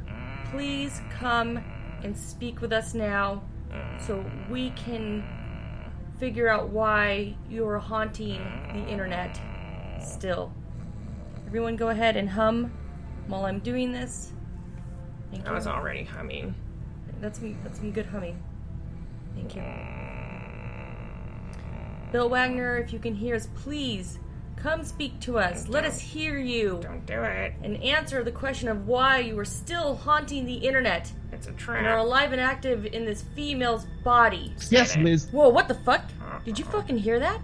I think. You just said yes, Liz. Spirit of Bill Wagner, can you do that again? Can you say my name? Yes, Liz. Jesus Christ. That's amazing. I think we're actually speaking with the spirit of Bill Wagner. Sounds like a whore. I don't know though. Hey Bill, if you're hearing me right now, is there anything that you could say that would remind me or have a way of tying your spirit to that of Bill Wagner? Yes, Liz. I will dox you. Well, that's a voice that sounds way too familiar. Bill Wagner, you're in Allie's body. That doesn't surprise me. She looks almost exactly like you. How did you manage to pull that off? I read some articles and I know the difference between one thing and another. Huh, that's fascinating shit. So, do you know who you're speaking with right now? Do you recognize me? Oh, who, Mandy and Liz? Well, it's Liz and it's the crew from my podcast. Carol. Mandy might be listening, but she's not with us in this room right now. I'm Liz, and oh my god, I have a podcast. Holy shit, reincarnated ghost of Bill Wagner. Calm the fuck down. What the fuck's your problem? Why, we're not in bed right now. I don't know what you think we're doing here in this. What a weird thing to fucking say. Gross. You, I guess your reincarnated form has been awful sexually suggestive towards me, though, so... You're so fine, you're blah, blah, blah. What a harlot. She's gross. That's really gross. Yeah, I know, right? What the fucking weirdest thing in the fucking world to say? Who the fuck? Good. She sung it too. We don't have a music bot in here. We have to have Allison's horrible karaoke. I guess but there's really no need to actually sing anything like Allison, the room clearing horrible karaoke. Well, yeah, I think you hurt just Pat's ears. That's for sure. That was ridiculous. Right. Please stop singing. He's a white guy. He'll be fine. He doesn't have any challenges. Wow, that's a really fucking rude thing to say. Sounds like a fart. Ghost of Bill Wagner / Allison. I didn't have these kinds of spats with people until you and your friends came around. I see that unlikely. So what have you been doing in your newfound body? Spirit of Bill Wagner? smoke weed every day. Sounds productive. Maybe I should make a Liz what the fuck Twitter parody account. Well, this conversation got awful stocky real quick, didn't it? Yes, Liz, I will dox you. What are you gonna do with that doxed spirit of Bill Wagner? I'm gonna post it. Wow. Listening to that doesn't get any less creepy and stalky, that's for sure. She wants you. Alright, well, we're gonna let the spirit of Bill Wagner go back to smoking weed every day of its crazy female self. Bill Wagner down wasn't there in that ugly. Down there in Florida. Yeah, we're gonna close it's this a terrible seance, state. Casey Anthony was there. With a song from one of the friends. Do it. So thank you for it's joining rap us music. for another Listen WTF Ghost writing my own Chasers rap episode song. next week. You're an internet whore, Liz. Spirit dogs or spirit bitches? Smoke weed every day. I'm gonna go bed.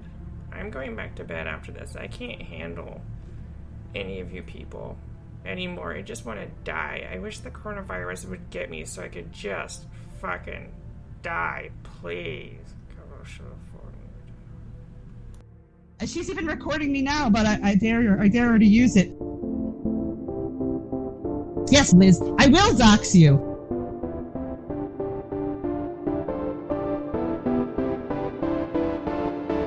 I will dox you. I will dox you. I will dox you. Dox you. Dox you. Dox you. Dox you. I will dox you.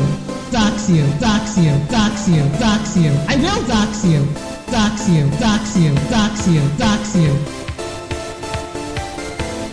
Yes, Liz, I will dox you. She's even recording me now, but I dare her to use it. Dox you. Dox you. Dox you. Dox you. I will dox you. Dox you, dox you, dox you, dox you. I will dox you. Dox you, dox you, dox you, dox you.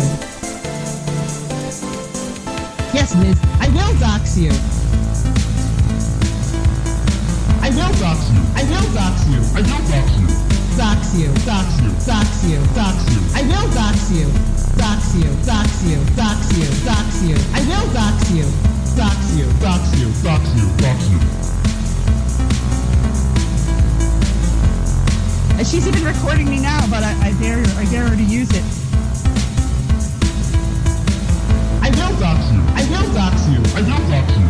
Dox you. Dox you. Dox you. Dox you. I will dox you. Dox you. Dox you. Dox you. Dox you. I will dox you. Dox you. Dox you. Dox you. Dox you.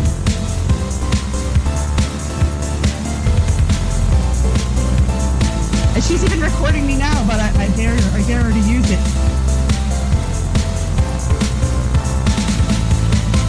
I will dox you. I will dox you. I will dox you. Dox you. Dox you. Dox you. Dox you. I will dox you. Dox you. Dox you. Dox you. Dox you. I will dox you. Dox you. Dox you. Dox you. Dox you. She's even recording me now, but I dare her to use it. I will dox you. I will dox you. I will dox you. Dox you. Dox you. Dox you. Dox you. I will dox you. Dox you. Dox you. Dox you. Dox you. I will dox you. Dox you. Dox you. Dox you. Dox you.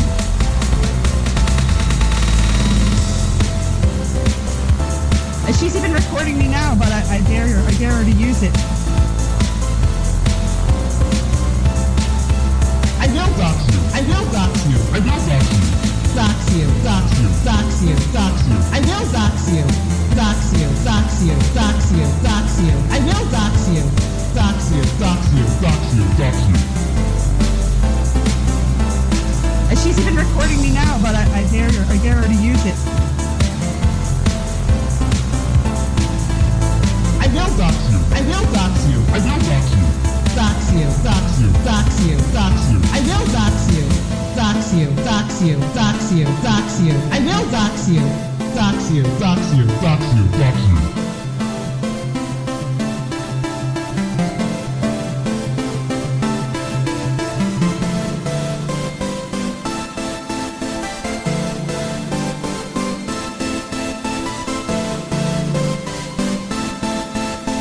Oh, here's to you, Mrs. Robinson, those who pray. Elizabeth Robinson, oh, here's to you. Welcome back. We are back. All right, we're gonna move into this last segment. I'm gonna read Frank's cards. Boom. All right. What cards are these? These are tarot cards. This is. Do you know what I love about this deck? So they say that you don't pick a deck out. A deck actually picks you out. And so Like a wand. I'm sitting there looking for tarot decks, and for a long time, and I'm like, whatever. But one of the things that drew me to this was the art. Like, I am infatuated with the art on my deck, absolutely, and I have been forever. That's why I'm saying. You like your deck? When I say don't touch my tarot cards, like these are my tarot cards. I don't know what's going to actually happen if you touch them. Probably nothing. However, just respect the tarot cards. Don't touch them. If you can't choose your own deck, and your deck chooses you, clearly my deck doesn't want you touching them. Stay away from them. Fine. I'm just kidding. No, I'm not kidding. All right. So. You mean touch it like this? I'm gonna run. How many cards do I run? I haven't done this in a long time. I need Erin to come back in here. Oh yeah, that's right. I need to run 10 cards. Jesus Christ. 10. Is that All right. what the rule book says? Are you ready? It's what the rule book says. All right. So. Do I pick them or how does it work? Erin, does he pick the tarot cards? I pick them. He picks them.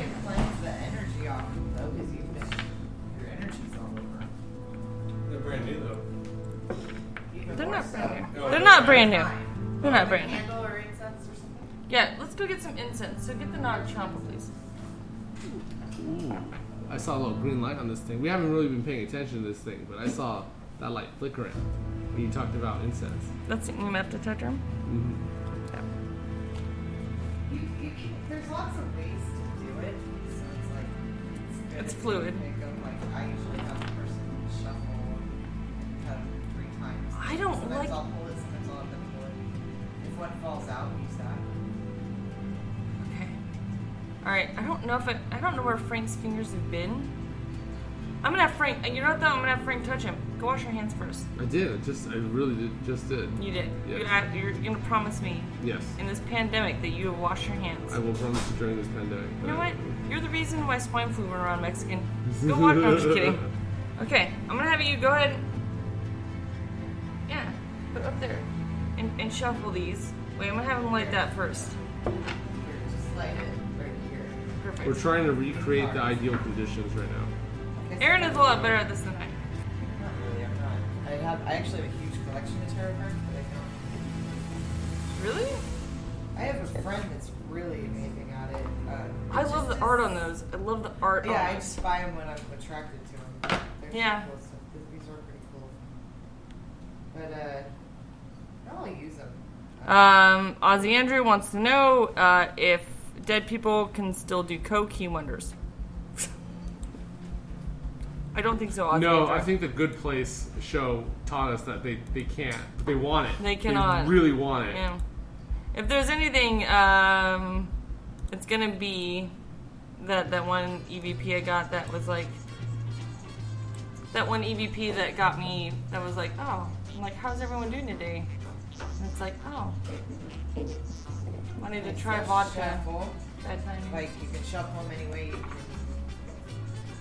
can hold them and listen to your energy. When I cut some of these. Just be nice to those cards. No, it wouldn't be nice. I'm not gonna do any kind of weird folding. This isn't poker. No, exactly. That's So what is the purpose? What kind of card is he pulling? What's the? We're gonna pull a 10 card split. We do 10 cards. I know. Should we not do 10 cards?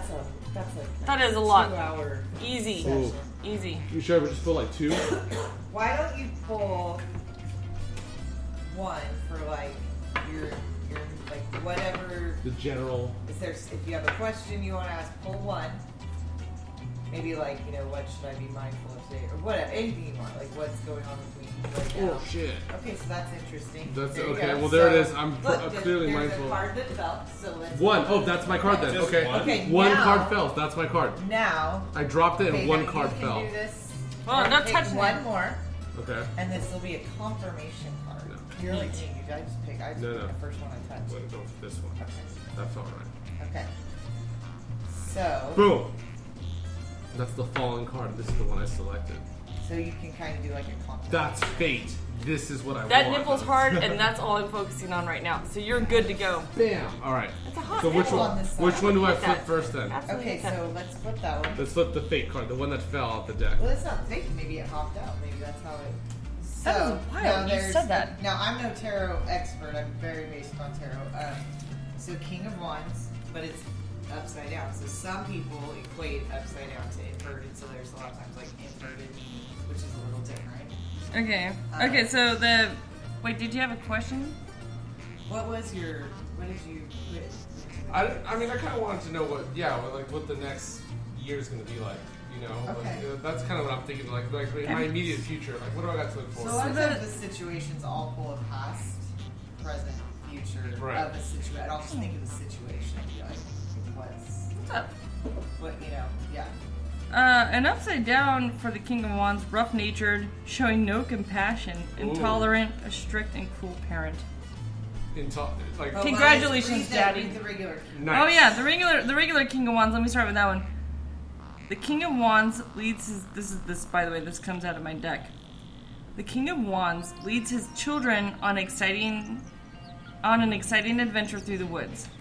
His fatherly guidance inspires his offspring down the path of life, for he always sets good examples for them to follow. I just learned how to read yesterday. So what would be You're your good. You're good at it. interpretation? So she said like the inversion, and So some people don't equate inverted. I guess I'm being kind of selfish in what I want, and I am because like I'm doing what I want to do right now. I'm doing No, kind of like your way or the highway. If I were to describe you, I would literally describe you as the reverse meaning of this card: rough-natured, showing no compassion, intolerant, and strict and cruel parent. Yeah. I guess so. Yeah. I mean, like I'm just kidding. No. I mean, like I'm following a dream that I've always had, and I'm just doing it. I don't really care what the consequence or cost or whatever it is on anyone else right now. So I guess that's true. I mean, I could be finding that truth, but who knows? But yeah, I mean, like I'm finally looking. I mean, I don't think selfishness is a bad thing necessarily. I guess that goes with the uncompassionate part.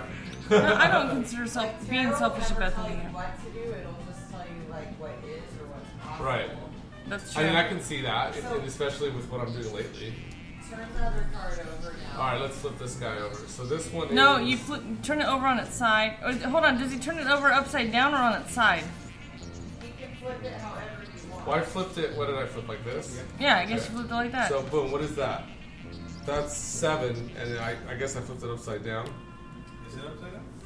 So the numbers a lot of times have interlinked themes. That looks like the it's wands, the cups, all of those things. Have different- Oh wait, it is upside down. They're not. It's they're the upside down minor, 7. They're considered minor arcana. Is this upside down 7?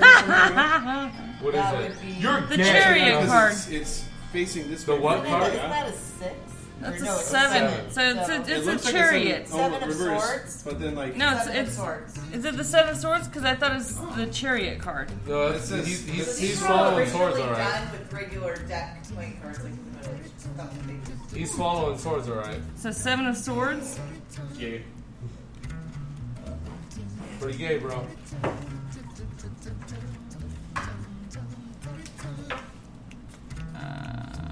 Okay. Sometimes you can look at the pictures. Which one? oh, just move them. Mark different territory. Yeah, no. she's rude. Did it again? The Rudy. Shoot party. Ew. My 3-year-old would be thrilled. 7 of swords. That one does mark though. The Harlequin attempts to swallow swords in a dramatic display of skill. Yeah. Yet his plan is flawed.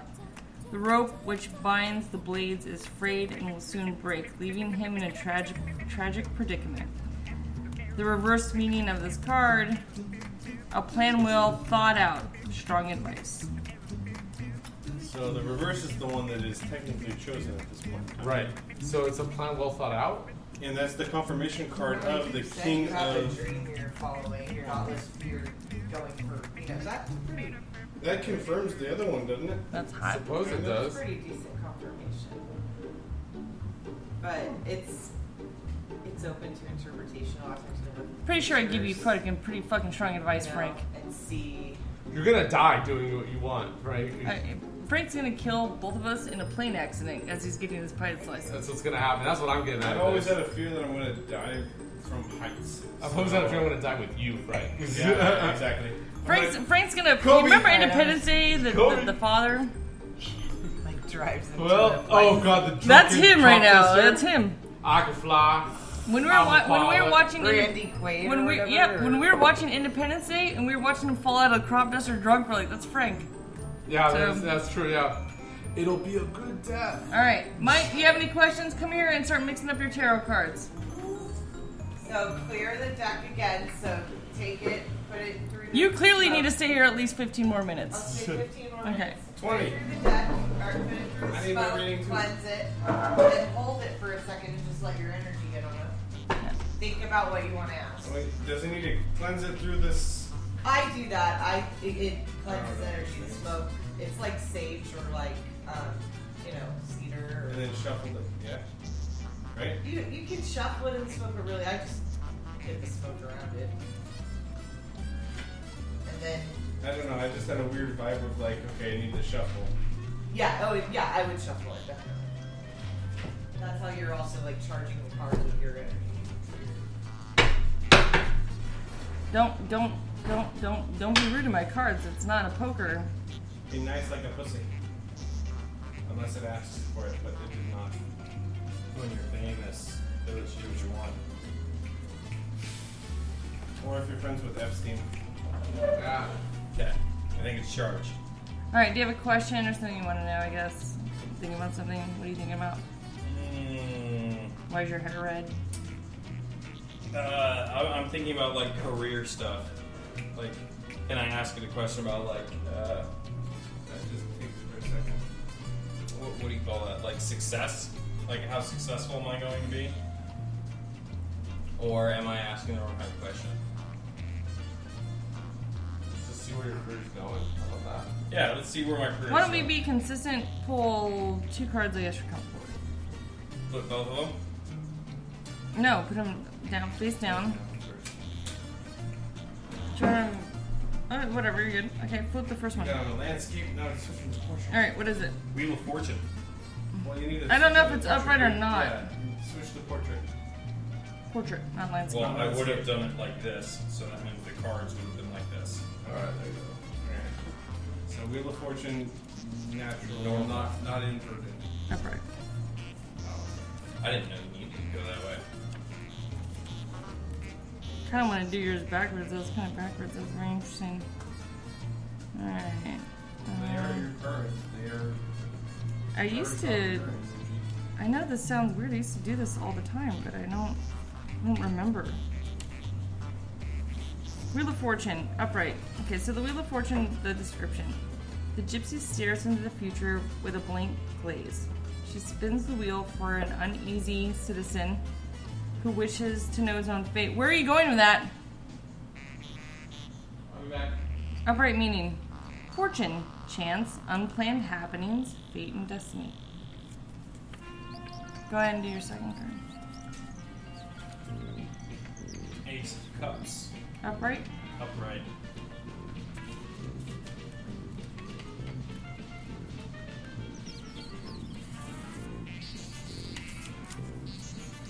The Ace of Cups, the description is, an angel lovingly cradles the golden chalice against her body. Her warm spirit invigorates the liquid she holds, inviting the moon to sip of its essence. The upright meaning of that?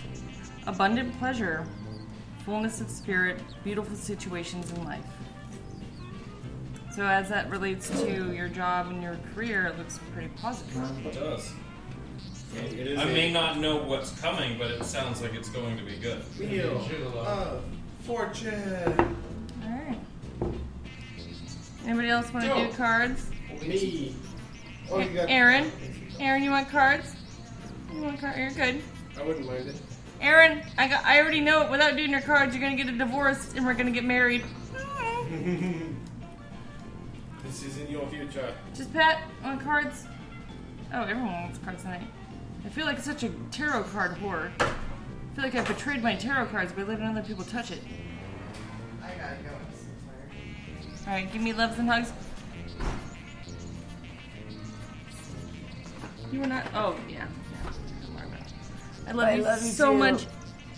It's nice meeting you Drive guys. safe. Thank you. I think you're amazing. You are too. I'm gonna bang you in your sleep tonight. Sweet. Rape all the way. Rape all day. Pillage. Pillage and rape. Your boobs are mine.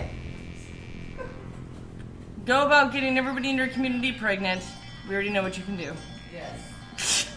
That was so. I was like, oh my gosh. We'll talk about that on the next podcast. Oh, that isn't. No, we won't. We won't talk about that on the next podcast. But we might. I don't know if they should have been. We might. Are they in your Oh, you got it. Alright. Drive safe. Let me know when you get back. Thank you, everyone. Adios, chica. Everyone say thank you. Nice meeting you guys. Nice to meet you as well.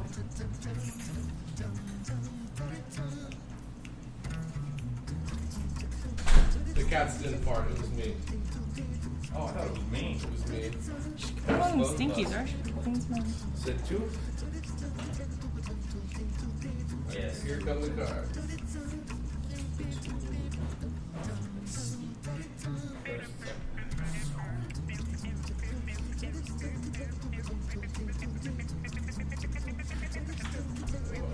What's your question?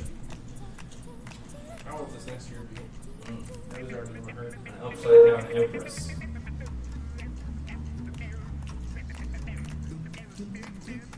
Upside down Empress. That's a good thing. The empress is The Empress card. The Empress sits on her garden throne holding a flower that emanates from her own body. As the goddess of fertility, she is one with nature.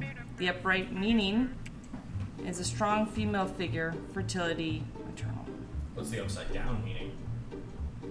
Infidelity, domestic strife, and infertility. That sucks because it's upside down, empress. There you go.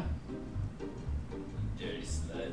Alright, here's the second card. Upright, Knight of Swords? Knight of Swords. A knight and a queen, huh? Sounds like Forbidden love. just Pat's gonna go on a rampage. Conquest. Making this Hold way on, to did I just read We're talking later. Okay, right, hold on. What is that one? The upright Knight of Swords. Alright, Knight of Swords. The Knight of Swords. An open gate awaits the brave knight as he prepares to ride out in search of adventure. Although he is known as the protector of the city, he sometimes leaves his post to pursue acts of aggression. Adventure and infidelity. And That sounds upright? like a great time. Upright. You're about to write an Odyssey. Brave but rash. A hero. Quick to respond and take action. Tactless. Wow. We're gonna talk a little bit more about that first card later. You know, that's fine. Alright. I'm in danger. I'm in danger. I'd say so. I'd say so. Alright, so that was good. We're going to go to another quick commercial break, the final commercial break of the evening. I think it's about the last time. Holy shit, we've been talking for 3 hours. Mm-hmm. There's a bunch of faggots. What do you think about EVPs? Bullshit. Well, have you heard any of the EVPs I've had to offer yet? I haven't, but I'm gonna go. You're with a bullshit. donkey. I am. A brain one at that. Brave. Brave. What about you? Yeah? Believe it or not, EVPs. Oh, I think that there's reasons why electrical stimulations can be caused by both living and non-living things. Alright. So, we've been talking for 3 hours. We're going to end the show. Alright. This was a good show. Adios, muchachos out there in internet land. Hold on, I have to bring in, hold on. I have to bring in an exit. Bring in an exit. An outro. Bring in an out. An outro. In, out, in, out, That was in, a good out. one. That was absolutely a good one. Thank you everyone for listening. We had some pretty good conversations. That's some good conversation. This was a good one. It was pretty fun. We had some that have rambled a little bit, but this one was pretty solid. I think we had some motivation. Yeah, no, absolutely. To It's stay really on good topic. topics, yeah. Just kept finding the desire to talk. I'm just gonna run with this one. All right, everyone. So once again, thanks for listening. We appreciate it. You can always find us on every fucking platform. Everywhere. Imagine now. Everywhere debauchery is found. We are not going to run a podcast tomorrow night. In fact, if we run a podcast tomorrow night, it's going to be in some fucked up fuckery, so don't expect any kind of professionalism whatsoever. We might just get drunk and hit the record button. Thank you for listening, everyone. We will speak to you all very soon. We appreciate you being here and hanging out with us. Thanks to our very special guest, Erin. Thank you, Frank. Thank you, Just Jack. Thank you, Pat. And thank you, all you annoying cats. All right, everyone. Have a good night, take care, and we will see you next time. Meow. Thank you for listening to another episode of the Liz and WTF podcast. You can follow and like the show on Spreaker.com, and if you create a profile on Spreaker.com, which is really easy to do, you can also chat and interact with the members of the show when it's live. You can also find other episodes of the show on iHeartRadio, YouTube, Spotify, SoundCloud, and iTunes, as well as Amazon. If you would like to submit a complaint about the show, please email your complaint as well as attach a picture of your genitals to lizandwtfpodcast@gmail.com. Thanks again, everyone, for your support. We hope you stay healthy, and we'll see you next time.